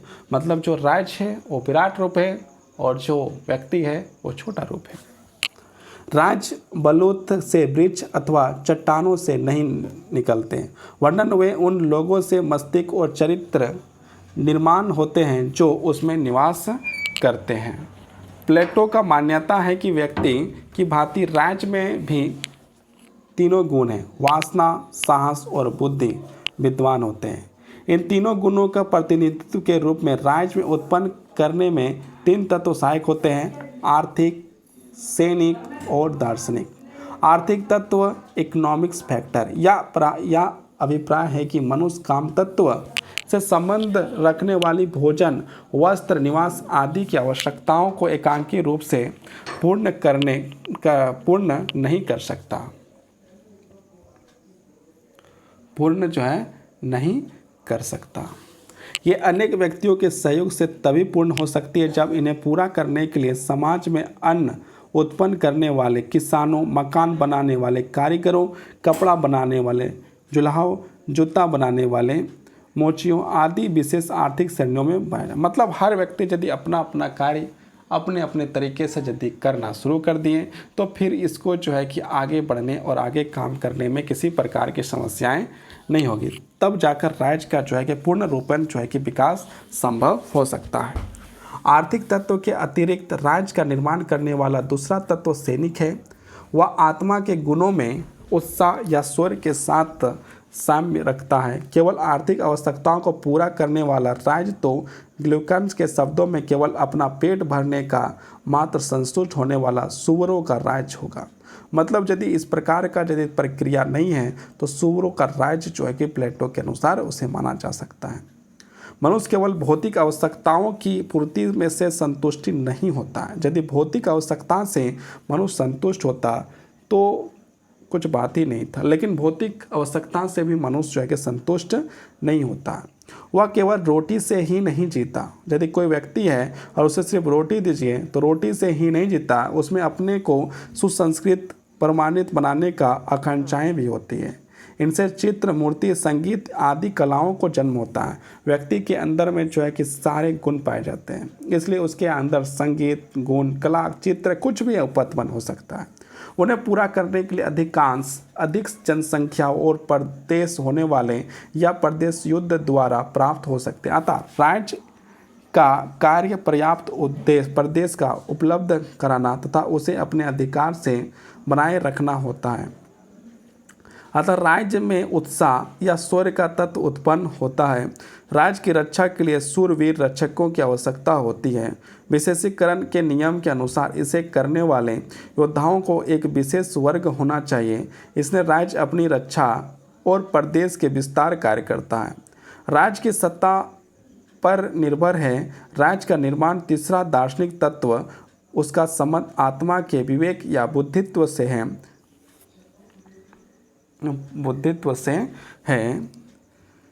इस बात में निहित है कि वह बुद्धिमान हो तथा शास्त्रिकों से प्रेम करे, उसका कल्याण अपना कल्याण तथा अहित अपना अहित समझे। यदि किसी प्रकार से किसी व्यक्ति को अहित हो रहा है तो शासक अपने आप को भी अहित समझे। किसी प्रकार का यदि कोई परेशानी है तो खुद परेशानी को समझे। ऐसे प्रकार के शासक होने चाहिए। वह अपने विवेक और प्रजा प्रेम की भावना से राज्य की एकता को बनाए रखना। वस्तु विवेक राज्य का सबसे महत्वपूर्ण तत्व है। अतः विवेक संपन्न दार्शनिक को ही राजा होना चाहिए। मतलब विवेकपूर्ण दार्शनिक जो व्यक्ति है उसे राजा का पद स्वीकार करना चाहिए और अपने राष्ट्र का विकास के कार्यों को आगे बढ़ाने का काम कि करना चाहिए। राज्य निर्माण में उपयुक्त तीन तत्वों के आधार पर प्लेटो ने अपने राज्य में तीन वर्गों में सत्ता मानी है। पहला तृष्णा या वासना। हम लोग अभी पढ़े थे तृष्णा या वासना तत्व के बारे में। पूर्ति करने वाले उत्पाद कृषिक वर्ग। शौर्य या साहस, गुण से प्रति सैनिक रक्षक। हम लोग शुरुआत से इस चीज़ को पढ़ते आ रहे हैं। बुद्धि या विवेक, गुण का प्रतिनिधित्व करने वाले संरक्षक। समाज का वह त्रिविध विभाजन मध्यकालीन यूरोप में बड़ा लोकप्रिय हुआ। उस समय यूरोपीय समाज को निम्नलिखित तीन वर्गों में बांटा गया। पहला क्या है, पादरी वर्ग, योद्धा वर्ग, और तीसरा जो है मजदूर वर्ग। जो हम लोग क्लास 9 का भी किताब पढ़ते हैं उसमें भी इसके बारे में हम लोग चर्चा करते हैं, जिसमें एक था, क्या था, पादरी वर्ग, योद्धा वर्ग, मजदूर वर्ग, इस प्रकार से वर्ग उसमें भी जो है कि दर्शाने का कार्य किया गया है। आप लोग स्वयं इस बात को जो है कि बहुत अच्छे तरीके से जानते हैं।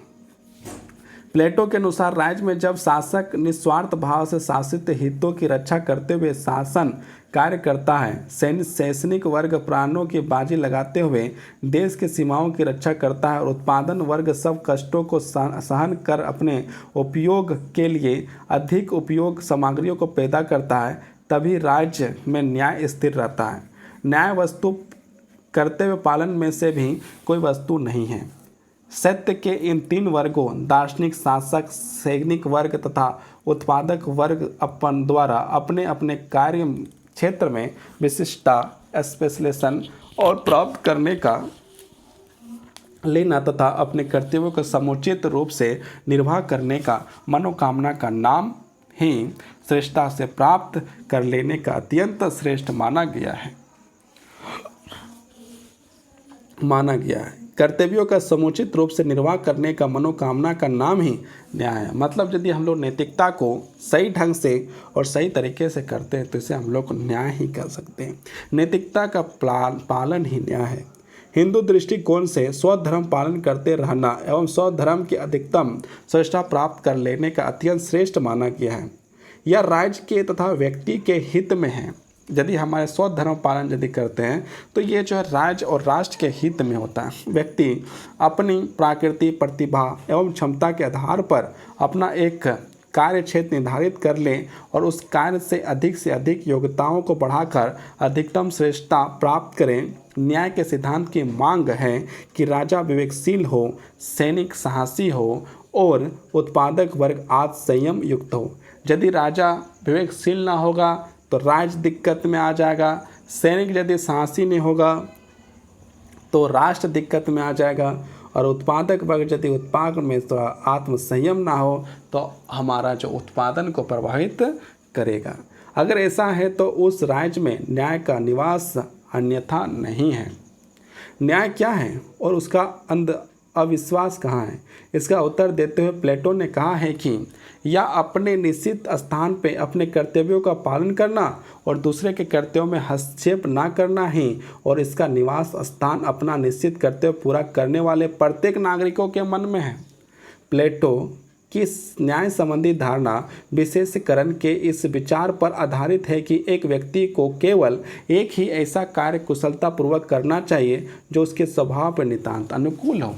मतलब एक व्यक्ति को ऐसा ही कार्य करना चाहिए जो वो कर सकता हो, और सही तरीका से, सही रूप से, सही जगह से, सही प्रकार से यदि कर सकता है तो उसे उस कार्य को पूरी तरह से देने का काम करना चाहिए।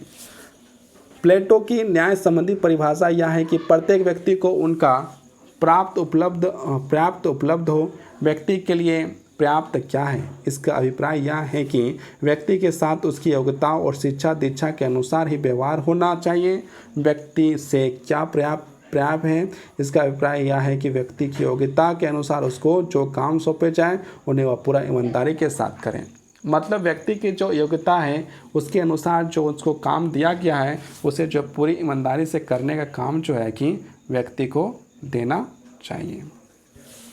आगे हम लोग आगे बढ़ते हैं और प्लेटो के शिक्षा संबंधी के बारे में हम लोग को ज्ञान जो है एकत्रित करने का प्रयास करते हैं कि प्लेटो ने जो शिक्षा संबंधी ज्ञान जो है उसमें किस बात के बारे में कहा है। तो यहाँ पर हम लोग इस बात को भी जानने का प्रयास जो है करेंगे। प्लेटो का शिक्षा संबंधी सिद्धांत। यदि रिपब्लिक का मूल उद्देश्य न्याय के सिद्धांत की खोज करना है तो शिक्षा उसकी प्राप्ति का मुख्य स्रोत एक एवं माध्यम, जैसा कि प्लेटो ने लिखा है कि सामाजिक शिक्षा के सामाजिक न्याय का साधन है। रूसो के शब्दों में रिपब्लिक शिक्षा का सर्वकाल में लिखा गया सर्वश्रेष्ठ गवेषण ग्रंथ है। इस कथन का आधार यह है कि अपने राजनीतिक चिंतन में प्लेटो ने शिक्षा का अत्यंत महत्वपूर्ण स्थान दिया है। मतलब यदि हम लोग प्लेटो का पुस्तक के बारे में यहाँ पर बात करें द रिपब्लिक के बारे में, तो द रिपब्लिक में शिक्षा का जो है कि महत्व प्लेटो ने बहुत ही अधिक दिया है। प्लेटो की मान्यता थी कि किसी भी श्रेष्ठ राजनीतिक जीवन के निर्माण के लिए श्रेष्ठ शिक्षा प्रणाली का होना नितांत आवश्यक है। मतलब कि यदि कोई व्यक्ति शासक वर्ग है या शासन कर रहा है तो उसे शिक्षा का होना और सही शिक्षा और पूरी शिक्षा होने की आवश्यकता जो है कि बहुत ही जरूरी है। श्रेष्ठ राजनीतिक जीवन के निर्माण के लिए श्रेष्ठ शिक्षा प्रणाली का होना नितांत आवश्यक है। अपने आदर्श राज्य के एक आधार स्तंभ के रूप में प्लेटो ने शिक्षा प्रणाली का अंगीकरण किया था, मतलब उसने अपनाने का कार्य जो है किया था। अब हम लोग इसके आगे और आगे और आगे और आगे देखने का प्रयास कर रहे हैं।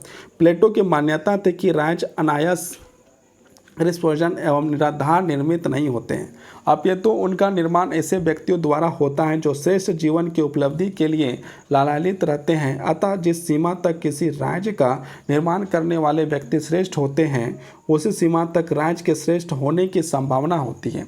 व्यक्ति राज्य प्रासाद का निर्माण करने वाली ईंटें हैं जिनकी मजबूती तथा श्रेष्ठता पर ही राज्य की मजबूती तथा श्रेष्ठता अवलंबित है। अतः प्लेटो ने उन प्रश्न का मूलभूत माना है तथा अपने दर्शन में इसे प्रमुख स्थान दिया है कि व्यक्ति को किस प्रकार से श्रेष्ठ बनाया जाए जिससे कि आदर्श राज्य का निर्माण का उसका मनोहर स्वप्न साकार हो सके। व्यक्ति को श्रेष्ठ बनाने का सबसे कारगर साधन उसे एक श्रेष्ठ शिक्षा प्रणाली का प्रतीक हुआ है। इसलिए रिपब्लिक में शिक्षा पर उसने इतना गहन एवं विस्तृत चिंतन किया है। सेबाइन के शब्दों में प्लेटो ने राजनेता के मार्ग को बाधाओं को हटाने के लिए साम्यवाद को चाहे कितना भी महत्व क्यों ना दिया हो, लेकिन उनका मुख्य जोर साम्यवाद पर नहीं बल्कि शिक्षा पर है। मतलब प्लेटो का जो शिक्षा पर एक विशिष्ट ध्यान है। शिक्षा ही वह भावनात्मक साधन है जिसके द्वारा शासक सरलतापूर्वक राज्य की स्थापना करने के लिए मानव प्रकृति की सही दिशा में मोड़ सकता है। मतलब शिक्षा ही जो है कि व्यक्ति को जो है कि सर्वश्रेष्ठ की ओर ले जाने का कार्य जो है कर सकता है। यहाँ पर इसका अर्थ जो है कि यदि समझने के लिए जाए तो इसका अर्थ यही कहा जा सकता है। अब हम लोग यहाँ से और आगे बढ़ते हुए और बढ़िया से शिक्षा को समझते हुए और बढ़िया से इसको देखते हुए हम लोग आगे बढ़ेंगे, जिसमें अब क्या बोलते हैं इसके बारे में जानने का प्रयास करेंगे। शिक्षा की पृष्ठभूमि एथेंस और स्पार्ट की शिक्षा पद्धतियाँ। प्लेटो के समय दो प्रकार की शिक्षा पद्धतियाँ प्रचलित थीं। पहली पद्धति एथेंस की थी तथा दूसरी स्पार्ट की। इन दोनों प्रणालियों में अत्यंत गंभीर अंतर था, साथ ही दोनों में अपनी अपनी विशेषताएं या कमियां भी थीं। एथेंस की शिक्षा प्रणाली यूनानी नगर राज्य एथेंस की शिक्षा व्यक्तिगत हाथों में थी। मतलब एथेंस की जो शिक्षा प्रणाली थी वो हर एक व्यक्ति के हाथों में थी। वहाँ नागरिकों की शिक्षा का प्रबंध राज्य नहीं करता था। वहाँ जो शिक्षा था उसको जो है राज्य किसी प्रकार का शिक्षा में कोई हस्तक्षेप नहीं करता था। शिक्षा देना परिवार का निजी कार्य समझा जाता था और परिवार का यह निजी कार्य समझा जाता था। रोमन साम्राज्य के समय तक यहाँ उत्पादक वर्ग आत्म संयम युक्त हो, अगर ऐसा है तो उस राज्य में न्याय का निवास है, अन्यथा नहीं। इस बारे में जो है कि समझने की चीज़ें हैं, इस बारे में समझने की चीज़ें हैं और इसको जो है कि हम लोग समझने का प्रयास करेंगे। रोमन साम्राज्य के समय तक यहाँ राज्य की ओर से कोई स्कूल नहीं बने थे। मतलब रोमन साम्राज्य जो है वहाँ के अनुसार यदि देखा जाए तो किसी प्रकार के विद्यालय या स्कूल कॉलेज नहीं बने थे। सोलन के एक नियम के अनुसार माता पिता का यह कर्तव्य था कि वे अपने बच्चों को शिक्षा का प्रबंध करें। मतलब वह सोलन की तरफ देखा जाए तो माता पिता का ही कर्तव्य था कि बच्चों को शिक्षा के लिए प्रबंध करें। सोफिस्ट तथा आइसोस्लेट चिंतकों द्वारा यह महत्वपूर्ण कार्य व्यक्तिगत आधार पर संपन्न किया जाता था। यहाँ की शिक्षा व्यवस्था में 3 सोपान क्रमशः प्राथमिक, प्राइमरी, माध्यमिक, सेकेंडरी, सैनिक है ना, उसके बाद सैनिक थे। एथेंस के बालक 6 से 14 वर्ष की उम्र तक प्राथमिक शिक्षा मिल सकती थी। मतलब जो प्राथमिक शिक्षा है वो 6 से 14 वर्ष के बच्चों को मिल जाती थी। इस शिक्षा के अंतर्गत बालक को साहित्य की, व्यवसाय संबंधी तथा संगीत की शिक्षा दी जाती थी। इसके साथ साथ संगीत की भी शिक्षा देने का कार्य जो है कि करने का काम किया जाता था। और आगे हम लोग बढ़ते हैं। व्यवसाय संबंधी तथा संगीत की शिक्षा दी जाती थी। साहित्य शिक्षा के अंतर्गत ही बालक की नैतिक तथा धार्मिक शिक्षा का भी समावेश हो जाता था। इसके साथ साथ सामाजिक शिक्षा भी जो है कि दिया जाना जाता था। 14 वर्ष से 18 वर्ष तक के व्यक्ति के माध्यमिक शिक्षा का मिल सकती थी। यह शिक्षा बहुत महंगी होती थी। यह शिक्षा को जो देखा जाए तो शिक्षा जो है बहुत महंगा होता था। धन से वर्ग के मतलब जो पैसे वाले गिने चुने लोग ही इसका लाभ उठा सकते थे। सर्वधारण वर्ग का साधारण इससे वंचित रहता था। मतलब जो अमीर वर्ग के लोग थे वो शिक्षा तो ले लेते थे, लेकिन जो गरीब वर्ग के थे वो जो है कि शिक्षा लेने में वंचित हो जाते थे। इस माध्यमिक शिक्षा का प्रमुख उद्देश्य व्यक्ति को राजनीतिक जीवन का प्रशिक्षण देना था। सोफिस्ट और आयोसिस्ट एथेंस के संपन्न लोगों ने बालकों को राजनीतिक भाषण, कला, अलंकार शास्त्र आदि शिक्षा दिया करते थे। शिक्षा के अंतिम तथा सर्वोच्च सोपान नागरिकों को 18 से 20 वर्ष की उम्र तक सैनिक शिक्षा दी जाती थी। जो सैनिक शिक्षा दी जाती थी वो जो है 18 से 20 वर्ष की उम्र तक दी जाती थी। उसे जो है कि 18 से 20 वर्ष तक देने का कार्य जो है किया जाता था। 20 वर्ष की उम्र के सैनिक शिक्षा दी जाती थी। नागरिकों का अधिकार प्राप्त के लिए वहाँ के प्रत्येक नवयुवक को या सैन्य शिक्षा अनिवार्य, जैसे आज भी हम लोग देखते हैं तो बहुत सारे देशों में जो है सैन्य शिक्षा देना अनिवार्य है। आज के समय में सारे लोगों को शिक्षा देने का कार्य जो है कि किया जाता है। 20 वर्ष के सैनिक शिक्षा दी जाती थी। नागरिक अधिकार प्राप्त के लिए वहाँ के प्रत्येक नवयुवक को या सैन्य शिक्षा अनिवार्य रूप से ग्रहण करनी पड़ती थी। केवल इन 2 अंतिम वर्षों के अंतिम के लिए राज्य वहाँ सामाजिक परिरक्षण व्यवस्था करता था, अन्यथा यह शिक्षा व्यवस्था का राज्य कर्तव्य न होकर एक प्रकार का व्यक्तिगत व्यापार बनी हुई थी। एथेंस के इस व्यक्तिगत शिक्षा प्रणाली के अनेक दोष थे। व्यक्तिगत शिक्षालयों द्वारा पारिवारिक आधार पर ही दी जाने वाली इस शिक्षा प्रणाली व्यक्ति में राज्य तथा समाज के हितों को विपरीत अपने स्वार्थों की वृद्धि की भावना पैदा करने लगी। यहाँ पर जो है जो शिक्षा देने के लिए लगा उसमें जो है कि अपनी स्वार्थ की भावना को जो है बढ़ने की भावना देखी जाने लगी। यह केन प्रक्रिया व्यक्ति ने अपने स्वार्थों को पूर्ति की क्षमता का विकास हो सके से ही इस शिक्षा प्रणाली का ध्येय था। व्यक्ति अपने सामाजिक की भावना कर्तव्यपरता और कार्यकुशलता का विकास पर पाना इसके भूते की बात बाहर चीज थी। प्लेटो के मतानुसार एथेंस की शिक्षा जहाँ एक ओर युवक के समुचित मानसिक और शारीरिक विकास करती थी, वहीं दूसरी ओर उसका बड़ा दोष यह था कि इसमें शिक्षा देना राज्य की नहीं किंतु परिवार की जिम्मेदारी समझी जाती थी। माता पिता दिए जाने वाली शिक्षा राज्य की आवश्यकता था उसकी प्रकृति के प्रतिकूल होती थी और उत्तम नागरिक को तैयार करने के स्थान पर उद्यमी क्रांतिकारियों तथा भ्रष्ट राजनीतियों का उत्पन्न करती थी। मतलब गलत प्रकार से यदि शिक्षा दिया जाए तो गलत प्रकार के लोग ही उत्पन्न होंगे। इस बात को भी समझना जो है कि बहुत ज़रूरी है। इसलिए जो शिक्षा जो दिया जाए वो सही रूप से शिक्षा देने का कार्य करना चाहिए। यदि सही रूप से शिक्षा देने का कार्य नहीं होगा तो जो लोग हैं वो गलत रास्ते में चलते चले जाएंगे। ये सारे बातों को अध्ययन करने के साथ साथ और आगे हम लोग जब बात करते हैं प्लेटो के बारे में तो देखिए क्या क्या होता है कि मत में इस शिक्षा का यह बहुत बड़ा दोष था। इसलिए एथेंस अज्ञानी और योग व्यक्तियों द्वारा शासित होने वाले दुष्प्रभाव भोग रहे थे। यहाँ तक हम लोग पढ़ें। उसके बाद हम लोग जो है कि सेकंड क्लास अब कल जो है कि देखेंगे। कल हम लोग आगे की क्लास की ओर बढ़ेंगे।